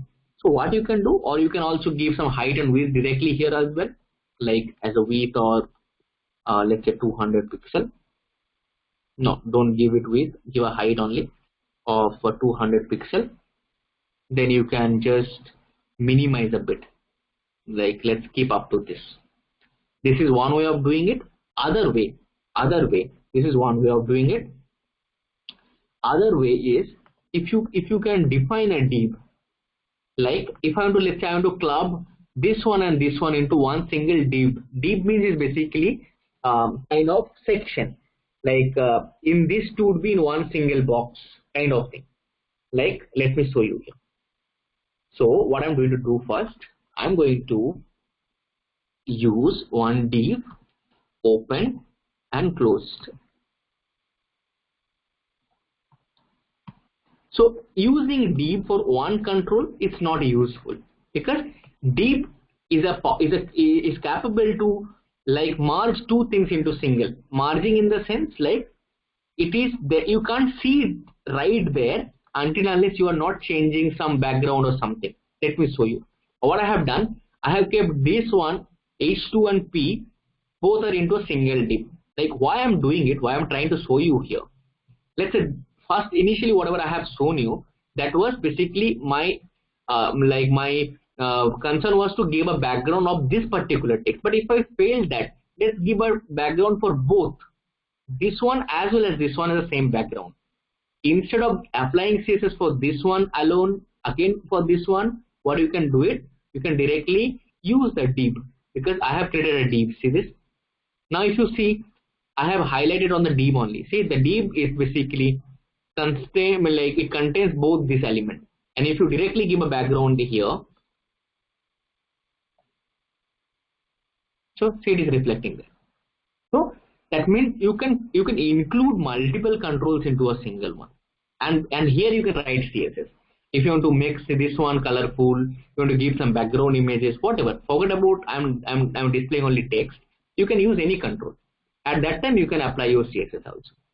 So number one, what will I do? First, I will go. Let me remove the CSS from here, and I'll keep it somewhere other position. What I'm going to do right now, I'm going to create one small div. See this div I opened, I have closed the div. Okay, this one I'm giving a class.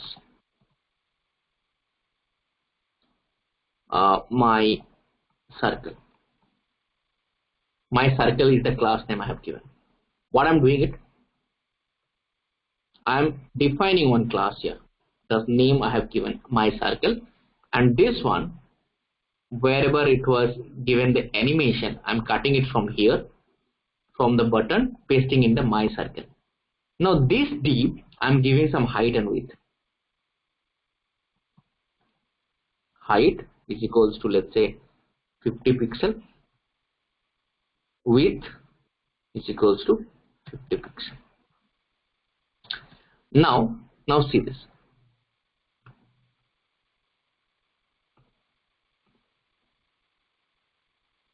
So, but what will I do?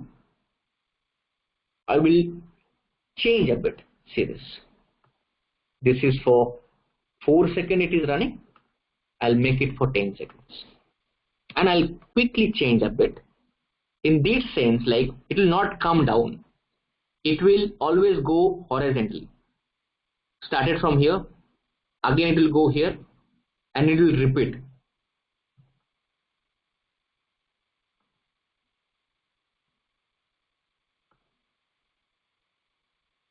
Then again comes this. Then again come back to this position.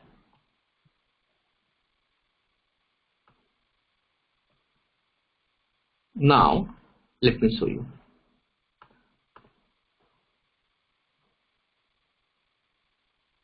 So what I'm trying to do it here, you can think of displaying something here as a flashy, like your sales or something. If there are some offers came, at the same time you can run those things like that as well. So this is one idea of doing it. So instead of doing it here, you can just run some flashy notes or some updates or something on this hover, on this animation section, where you can put on the text. Let's say let me quickly change a bit. Inside the div, I am giving one text,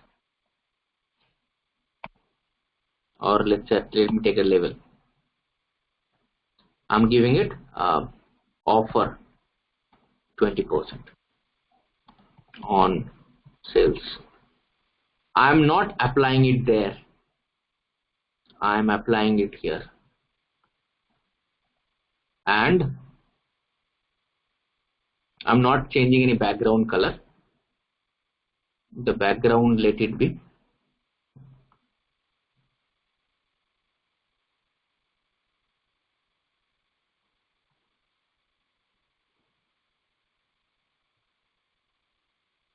only. I'm giving a background color as something like this. Now see this.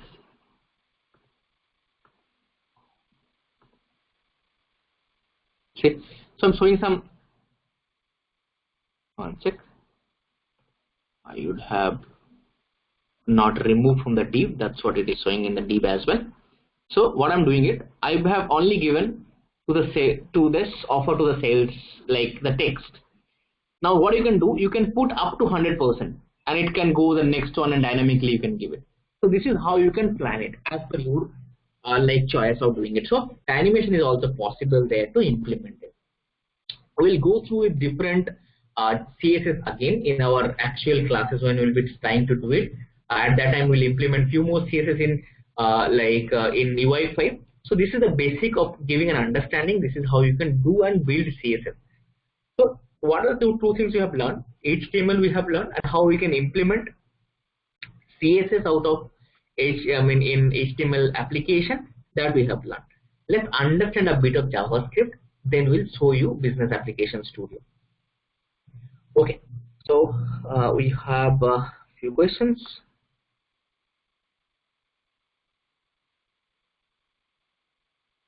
Yep. So okay, there is no questions much. If you have any questions, I'm just putting it in open mode.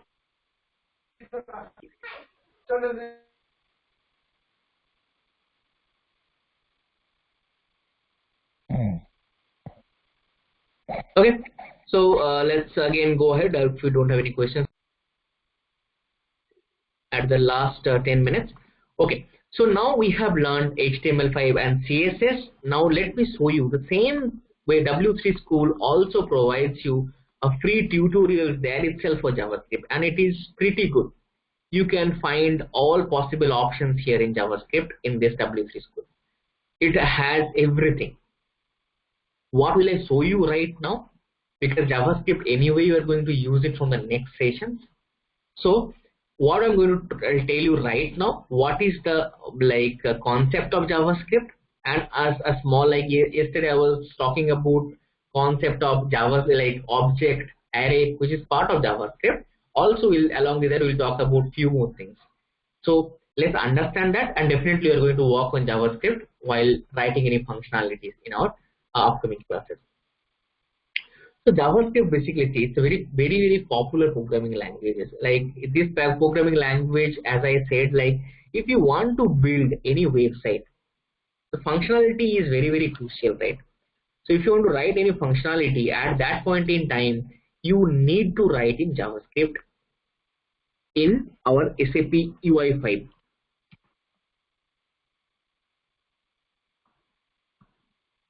So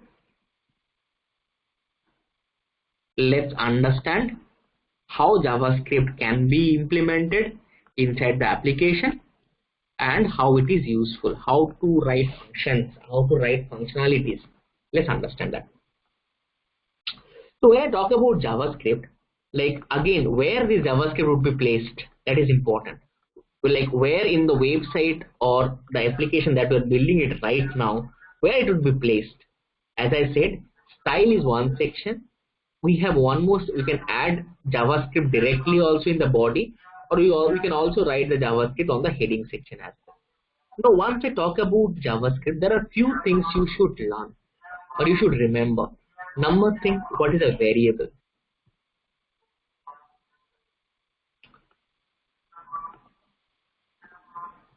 What are the data types?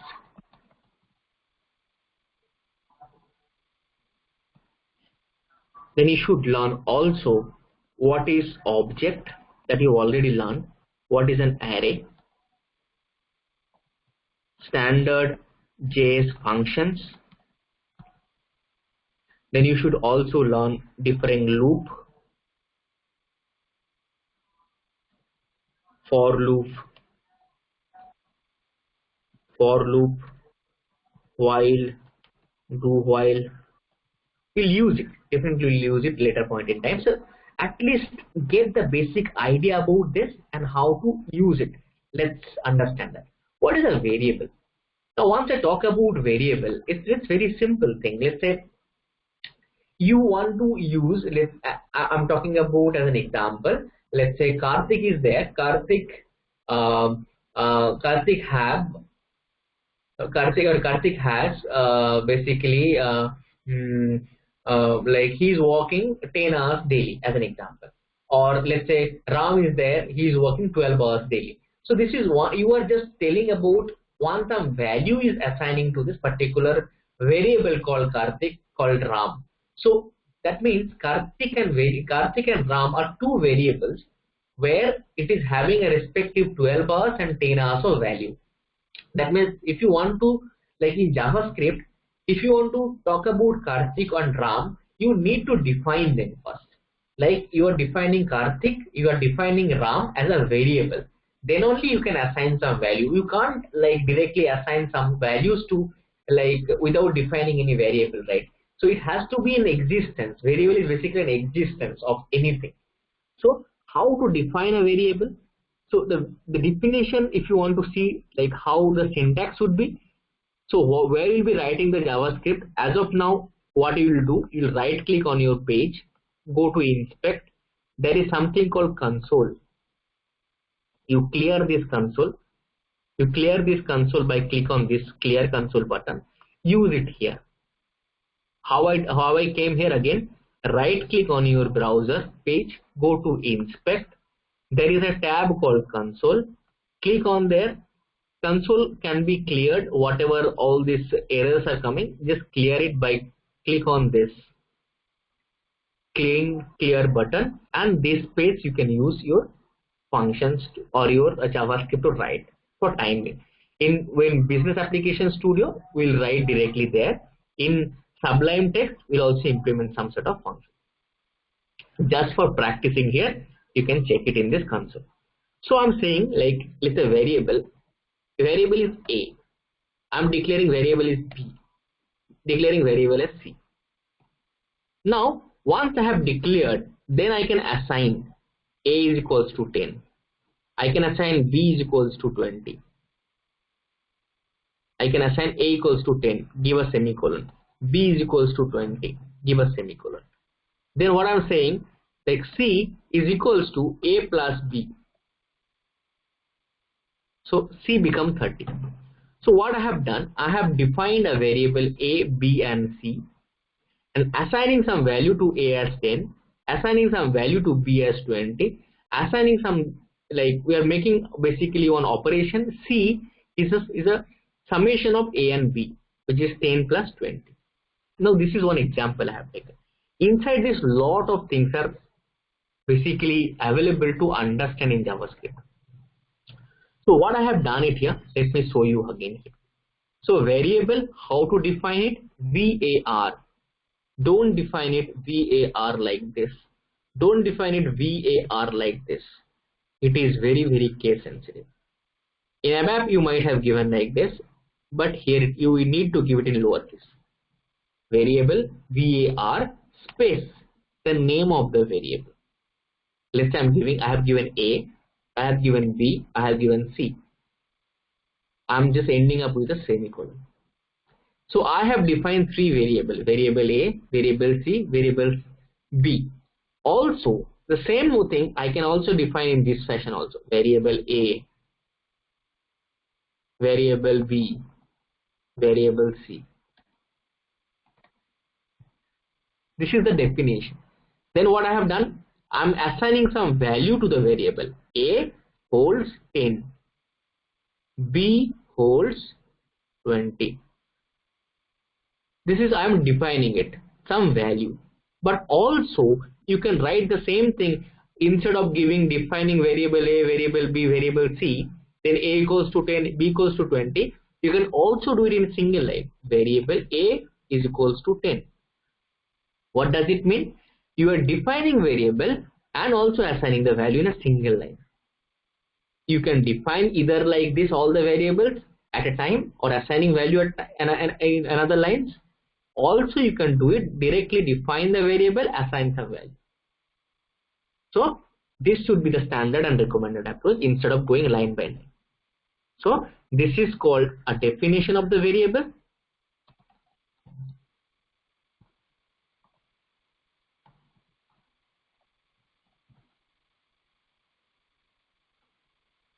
Definition of variable. This is called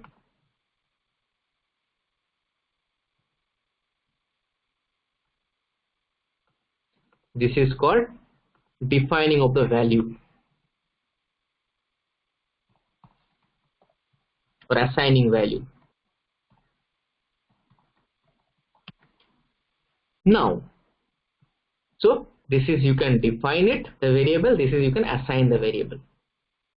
Now the point is, what I have done, I was talking about C is equals to A plus B. C is equals to A, arithmetic operation with B. So now what it is doing, C value is equals to A plus B, means A holding 10 plus B will be holding 20, and it has like summarized it and it gives us output as 30. But here is an important point. What is this 10 and what is this 20? Which includes the data type. Like what type of data is this 10 and 20? So data types, we have different type of data types.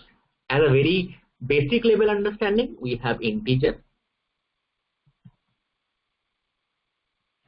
we have float, we have string, a character.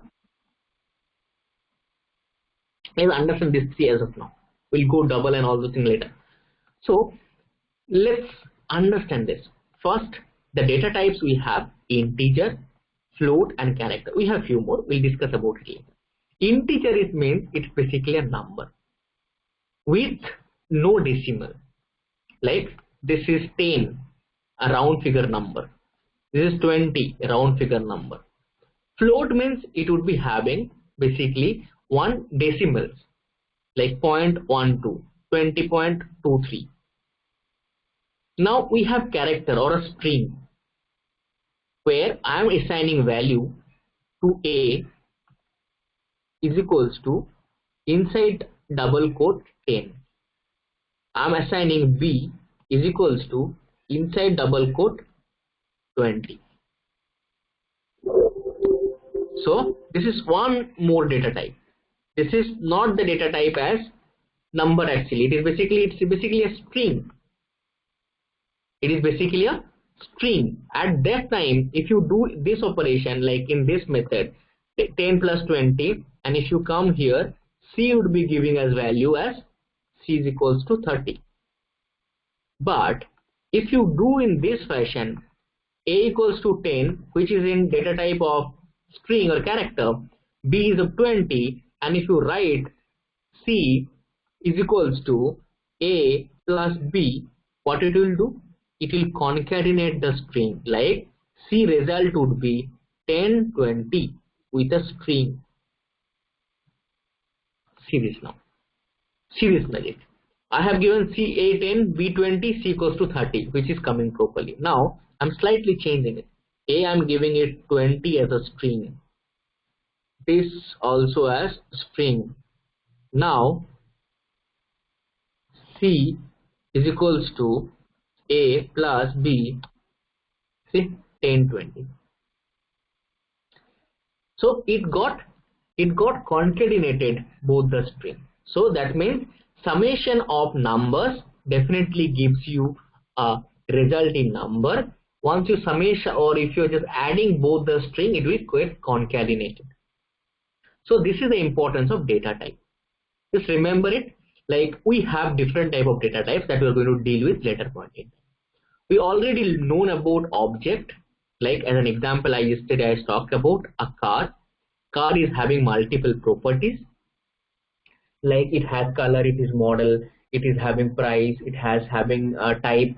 So that is basically a definition of an object which can be denoted, which is basically will be denoted like this: variable O car, or anything you can give a name, O car or my car, up to you. Then open a curly braces, close it with a semicolon.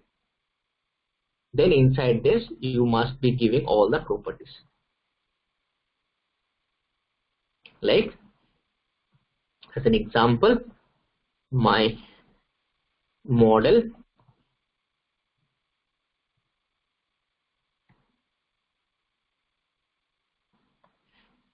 my price,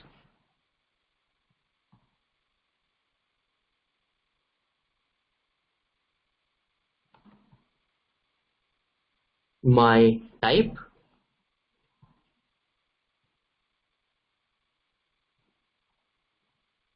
it can be my any other parameters. So see, this become an object. This become my object, where I can see this object is having a specific like properties. That property is a model, price, and type. And now we have something called array. So array is basically similarly a showroom, let's say. It would be holding with a square braces. In this square braces, you would be having a multiple of objects. Multiple of objects means you would be having something like this.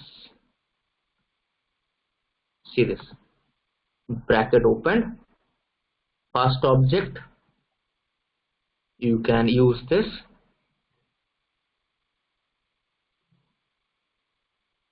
first object, end up with basically the end of the square braces, and again the same fashion one more object will come down to this by separating by a semicolon. So I need to give a I need to give a comma.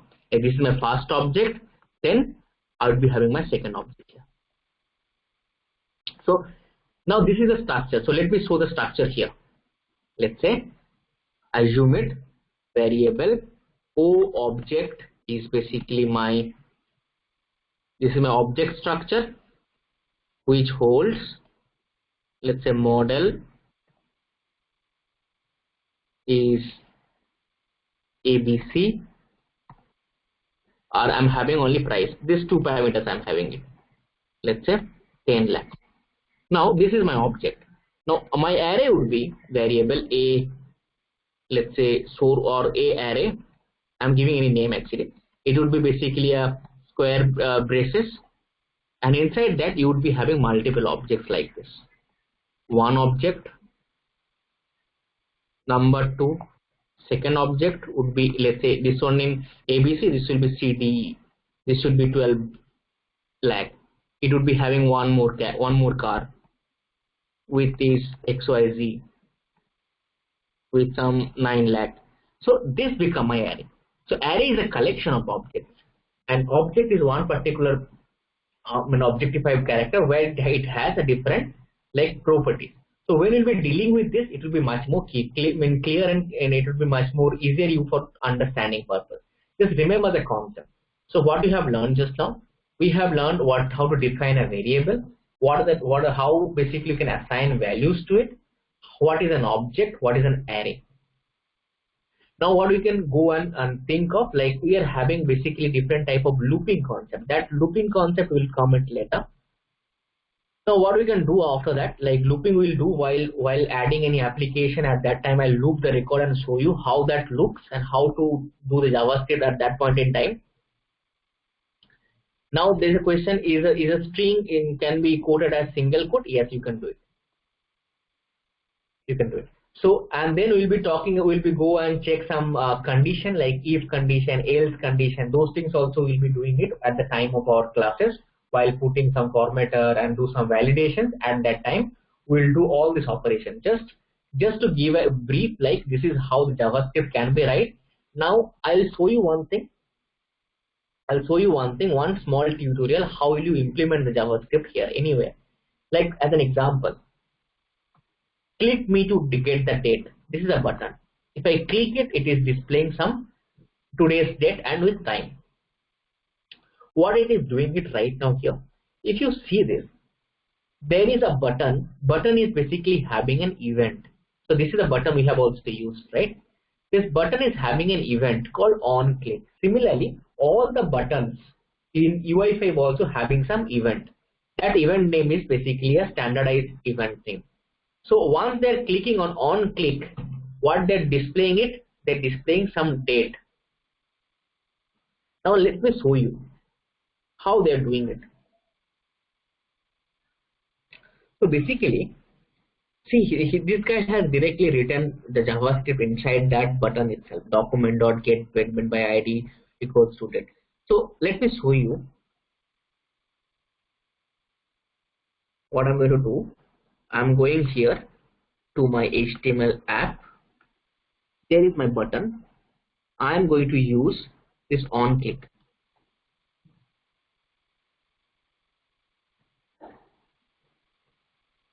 I'm going to give a name of this onClick as my click, or it's a function click. Anything you can give it. So once I did that, what I supposed to do? I said like at initial of the class, we can give different style and JavaScript inside the heading section. So for CSS you have given style. For JavaScript you should be giving script open and closed. Inside that you need to define the functions.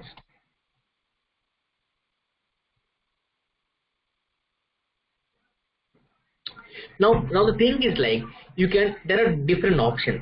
Either in HTML you can define all your functions in this script section, or you can also define inline script how this guy has done, like how he is giving it here. On click document.get element by ID. Forget about document.get element by ID. He is writing basically the JavaScript inside that. Also, what you can do it, You can go to any of our JavaScript.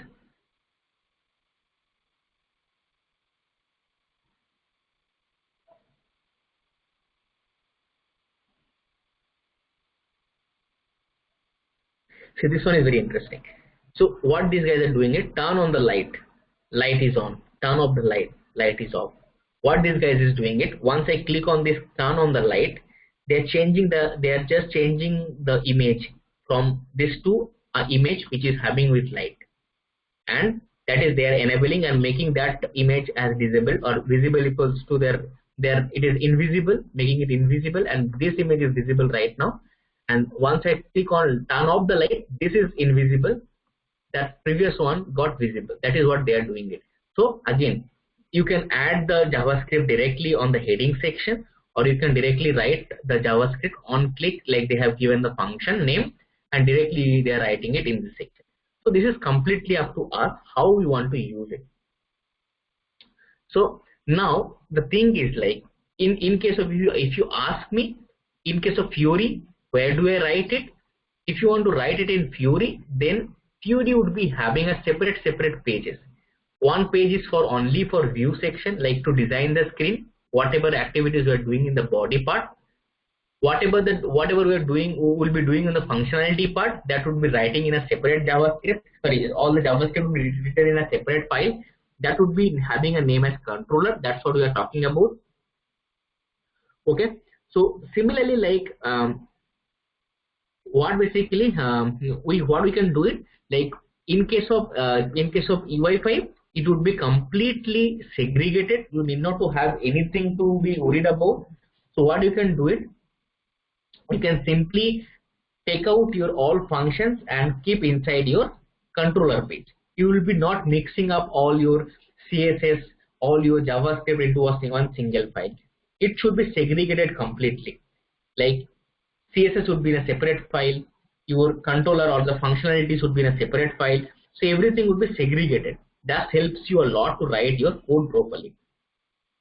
Now let me show you. So I have shown here on click a button. At that time I have given a function called on click. If I want to write this function in this script section, I know define the script. Then how to write it? It is very simple. Give function, then give the name of the function. This is basically the like first bracket open and close is to define the function, then open a curly braces and close it. This is basically a standard of function. Function name with first bracket open and closed, and then you should start this curly braces open and close. Now you can give it here anything. I'm giving alert with a text hello, ending up with a semicolon. Now let's see this. Once I open the website, go to my code. What will I do? I'll click on this button. Oh, nothing happened. Let's see. Did I save this? Yeah. Function fn click.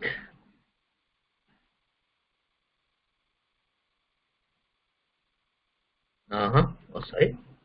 My function I need to give here. Sorry. You need to give function and then save this and run it here. See? Hello. Now you can write any functionality inside this. You can display date, whatever you want to do it, that will do it in our actual classes. So this is basically the procedure. This is basically the way of like writing your code. So I think you got some overview about the basic things, how HTML5, CSS and JavaScript works in a very overview level. We'll do it more into JavaScript in our actual classes. HTML part, whatever you have learned, only the take it like the keyword from there, like the coding practice, how the style you have followed, like the tag based approach that you have followed, that is going to be used in our UI5 also. The CSS that you have learned, the CSS completely can be used in your UI5, and JavaScript, whatever the technique you have learned, that would be also completely useful in UI5. So that is basically the point from the HTML, CSS and JavaScript. So if you have any questions, quickly you can let me know. Then I'll just introduce the business application studio. I'm open. So can you please explain one more time what JavaScript will do? So Hi Karthik.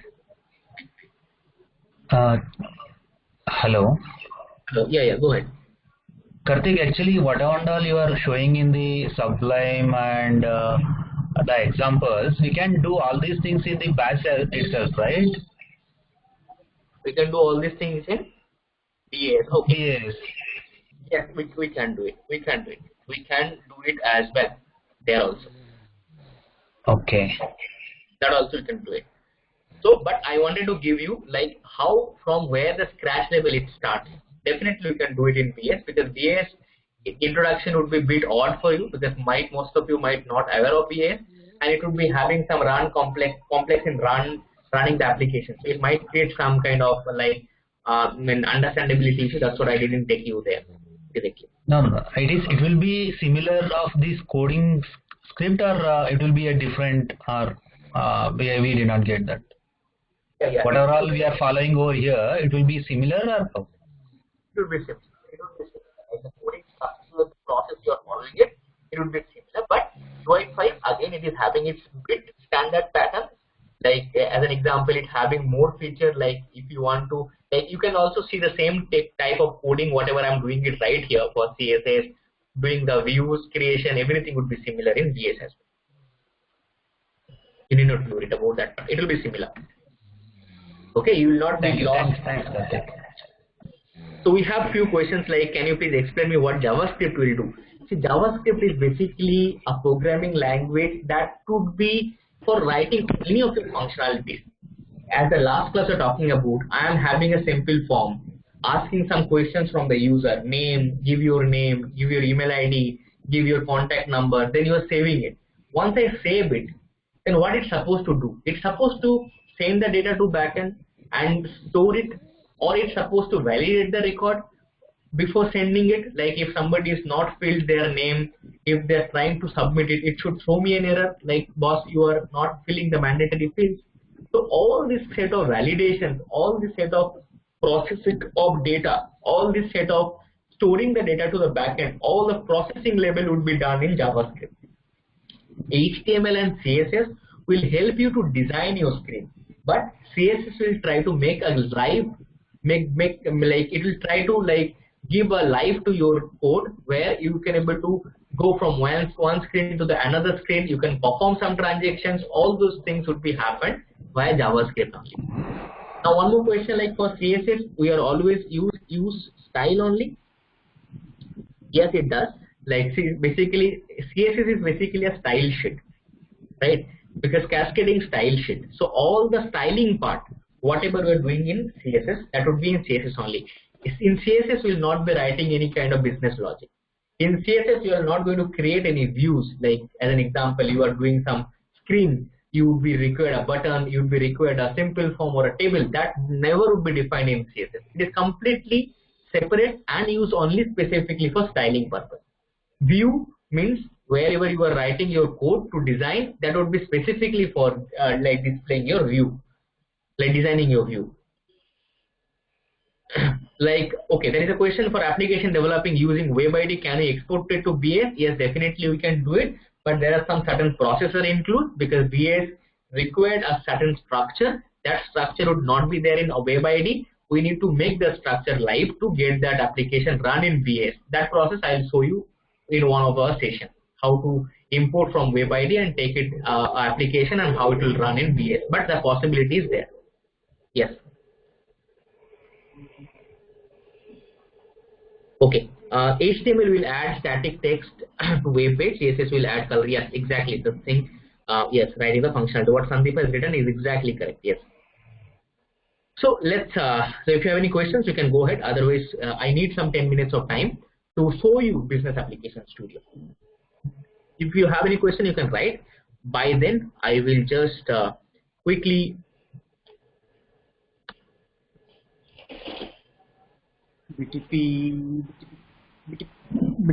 So I don't think I have any questions right now. Okay, let's go and quickly jump into BAS and see that what is the tool.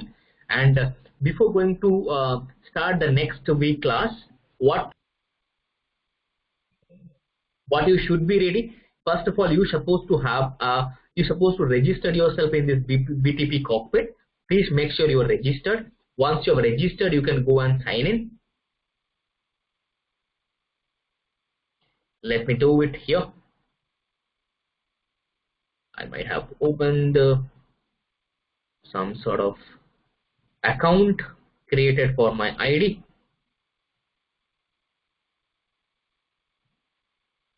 Yep. So what will I do? I log in.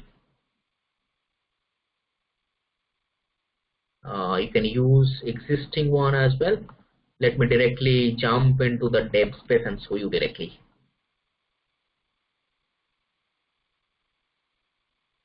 Check.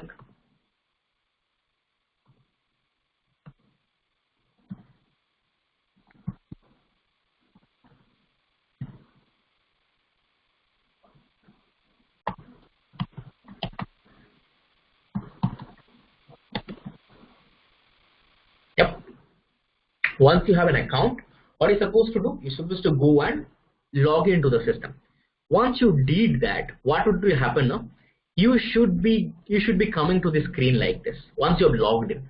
So it will give you basically to go and launch your trial account. But if you are having a cloud account for your company and your company already paid SAP to have their SAP to have a cloud platform licensing, at that point in time you would be able to see here your company global accounts. Like basically the concept is, I am, let's say, a company owner and you are the SAP business side. I am asking you, I need to use your cloud platform.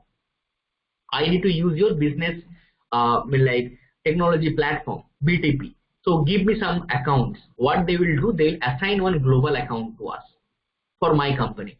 And then in that global account, what I can do, I can create some sub accounts.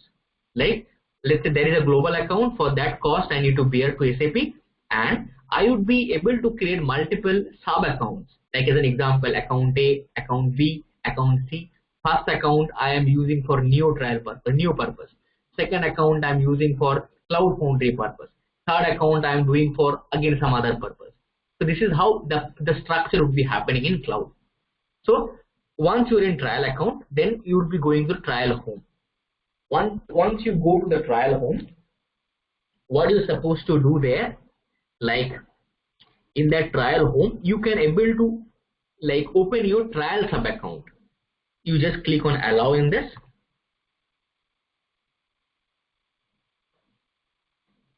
See, this is welcoming me to on the BTP trial. So you can directly have a link of SAP Business Application Studio from here. You go and click on this. There would be a document would be shared to you to configure all those things. Make sure that is done. Only the steps you need to follow, like to activate your trial account and to like open this Business Application Studio. So you can just click on the Business Application Studio. At the same time, you click onto the trial account. You go inside the trial account. If you go inside the trial account, see that trial account would be available for 365 days for free. You can reactivate also again once it is expired. So need not to be worried about anything. So this is on trial account this guy has given. But remember this trial account is a Cloud Foundry trial account. Previously, when we used to have SAP Cloud Platform Neo, they used to give us a new trial account. But this time they will be only giving multi-environment, means Cloud Foundry sub account. So this is your sub account. This is your SAP Business Application Studio. While launching the Business Application Studio, you need to click on yes, I need to go ahead and use this. So once you do it, they will be welcoming you inside the Business Application Studio. What you can do, you can save this as a bookmark. Would be your next point in contact for application business application studio to use it. This should be the URL. Okay. Once you do it, the first thing you need to do, you need to create a dev space. In a dev space, you need to create a basically workspace for you. You can give any name. You can give Fiori. You can select SAP Fiori by default, and you can also, there are some different plugins are available. If you want to include some adaptation project, include it. If you want to use some basic tools, do it. Chrome browser tools, do it. CDS view things, do it. Freestyle tools, add it. whatever you want to add it if you need any tools, but in for our purpose not required much. Just add few of the UI5 related templates and just go ahead and create the dev space. So only just add freestyle tools, Chromium browser tools. I don't need that really. I'll not take it. I need a runtime. No, I don't need a runtime, but you can do it if you need it. But it's better to check all. Like if you later point in time if you want to use any of your application with this kind of set of features, it would not be having any problem. Just go and check all this and just go and create a dev space for Fiori. Once you created a dev space, it will take some time to start the dev space, and you can create multiple dev space here. Fiori, let's say a mobile development of Fiori, let's say a Fiori element development, CDS development, whatever you want to create it. You can just segregate your workspaces. But remember, in one time you can run only one workspace to work on that. So once it is starting that, we have some questions. Let's quickly take that also. Okay, I missed the whole last few minutes as well. Okay, so what I was trying to say, we are trying to give an idea about SAP Business Application Studio.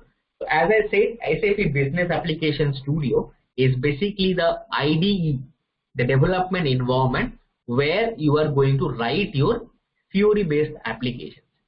Now to open SAP Business Application Studio, what I said, you must be registered yourself. You must be registered yourself in SAP BTP cockpit.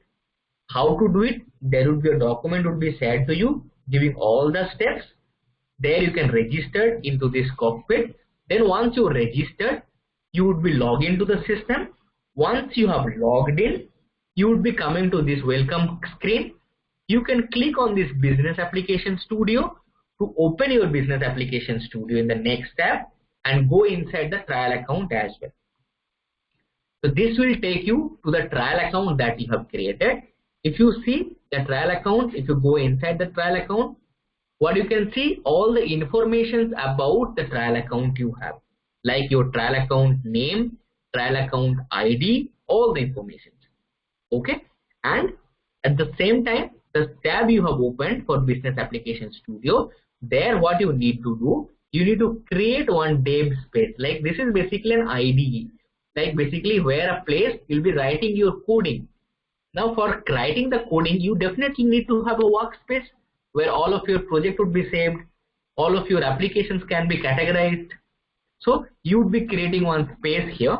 I have given a name as Fiori. Then once I create the dev space, it will automatically run. It will take some time.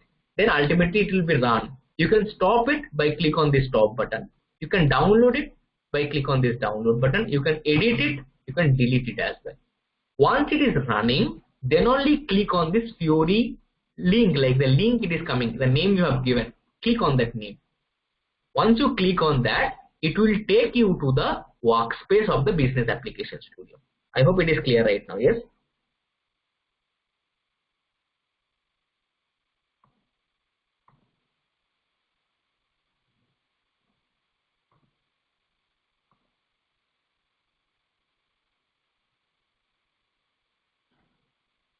Any questions in this, like any understanding issue? Because see, this is, we're going into the main tool, which is Business Application Studio. One sec, I think my screen might be freezed, because generally once you open for the first time, it generally takes some time to load, and it just a sec.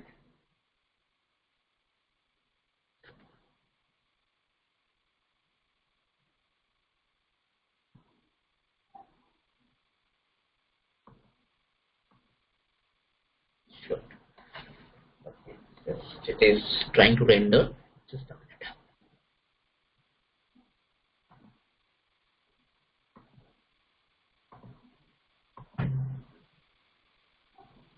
Okay. I think, okay. Can you select the options and add the tools later in the dev space once it's created? Yes, you can go and edit it. There is an option to edit it. You can go inside and do it. Could you please provide these steps in a document? Yes, you already did it. We'll be sharing this in an assignment, go ahead and do it. Yeah, thank you. Yes, you can do it. You can go and edit all the dev space, whatever the plugins that you have added, and you can also to modify it as well. So now the thing is, like, once you have jumped inside the dev space, it would be coming something like this. Inside this, we would be having so many features, and the look wise, it is already give you a feel of Visual Studio Code. I don't know, like, if somebody have already used Visual Studio Code for coding purpose, you might get the similar look and feel. So they are having lot of options. We can create a project. We can take a project from Git repository. We can import any existing project from Web ID if it is already there. We can take the project from your files and folders as well. So now this process will come in our next class, how to create a project and how to use those projects, how to use different UI controls into this. So up to this, make sure it is ready in everybody's system by following the document that will be giving it to you. And definitely what you need to do, once you have come here, you are able to create multiple projects, like different projects for UI5, for Fiori elements, whatever you need, you can do it and go ahead to create projects here. Okay. So now, okay, can you please explain about the upcoming classes? Yes. So we'll definitely in the next class, we'll talk about how we can create an application in SAP Business Application Studio. Then we'll also discuss about how you can connect with the OData service.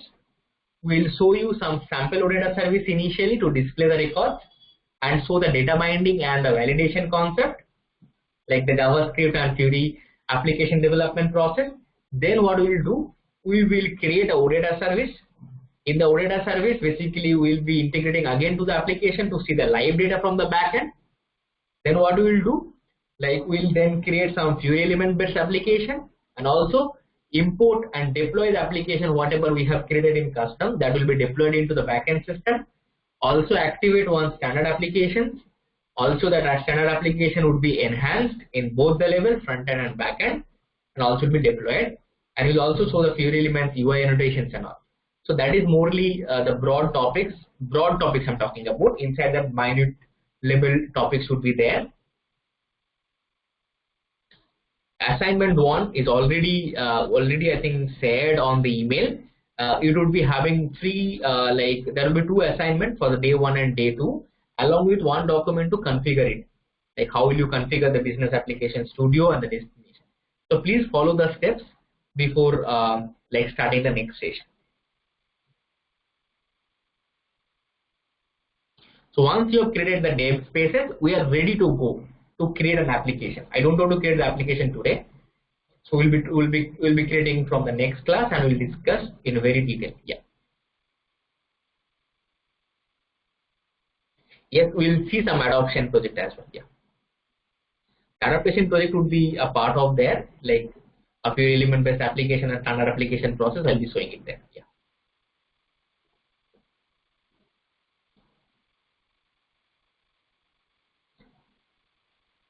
So if you have any questions, you can ask. I hope the topic whatever tried to cover was understandable to all of you. And thanks a lot for your participation and make it more lively. Thanks a lot, guys.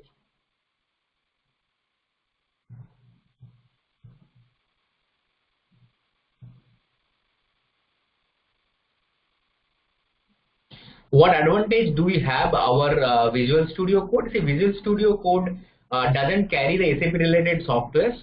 We need to separately install all those things, which BAS does. Also having BAS connected with different set of options, like if you want to do some mobile development with MDK, mobile cards and all, those feature and plugins would be there, which will not be there in Visual Studio Code by default. Also, like the templates you can see to create an application in Fiori elements, adaptation project, Fiori freestyle, those templates would not be there available in Visual Studio Code. You need to reconfigure everything. So what SAP's roadmap is, they are going to also give you an SDK to download the same Business Application Studio locally, how we used to do in Web ID. Similarly, the Business Application Studio also would be downloaded as a locally and run it. So the same feature is not enabled right now, but it's going to be enabled in the roadmap.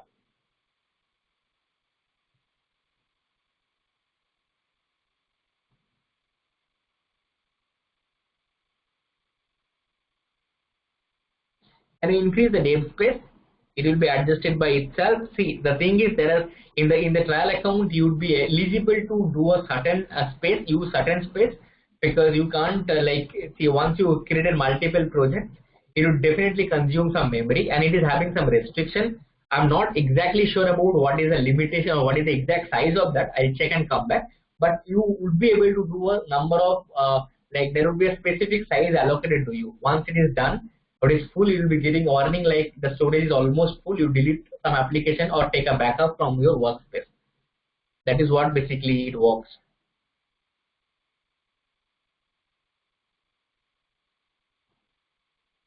So the things are, again, yes. So it looks, whoever is not familiar with BA, it would looks very complex at the on the screen level, but trust me, it is really interesting. It is really going to be interesting because you can play around. See, Web ID, I was talking about a VAS is having some set of extra feature on Web ID. So definitely that means Web ID, whatever the feature was there, that is already there in VAS. But definitely you'll get some added advantages, and it will be much more like easier for you to develop also.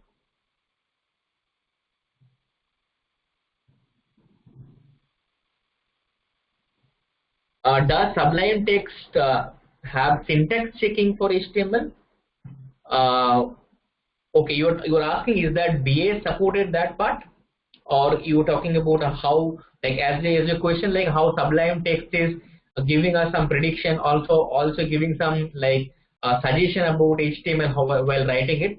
Does it also giving in BA? Is that the question? If it is that, so it is also like similar fashion how the Sublime Text does. You can also get the same thing here.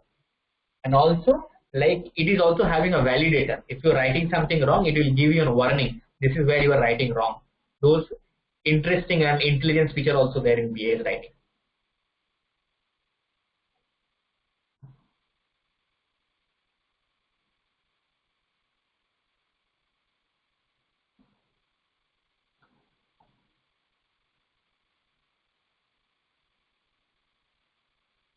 Okay, Karthik, can you please emphasize on the Fury elements charts and how to use Fury guide development?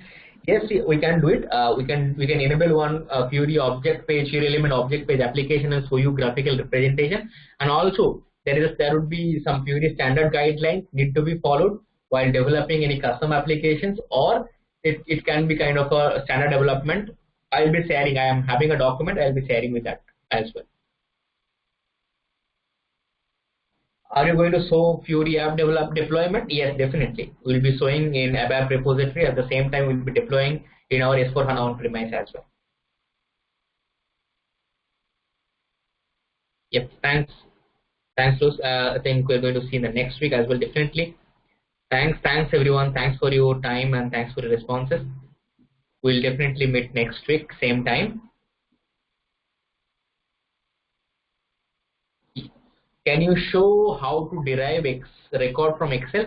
See, what will I do? I'll send you one blog that is already been written. You can follow that, and it is pretty easy actually. You can follow the blog and you can get that also, like retrieving data from Excel sheet. There is already a blog available that we can share it to you. We are not going to show it directly in the class, but I can just give you the blog. You can go ahead, and if you have any issues, let us know.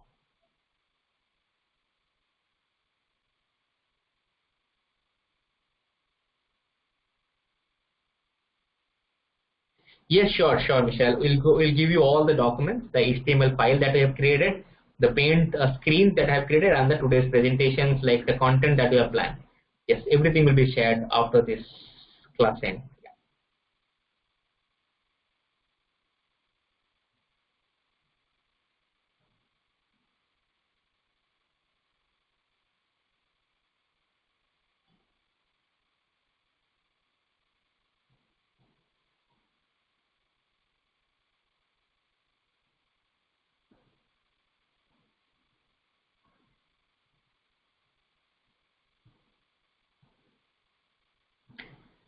Thanks everyone. Have a nice Sunday. Thank you. See you again on next coming Saturday. Thank you.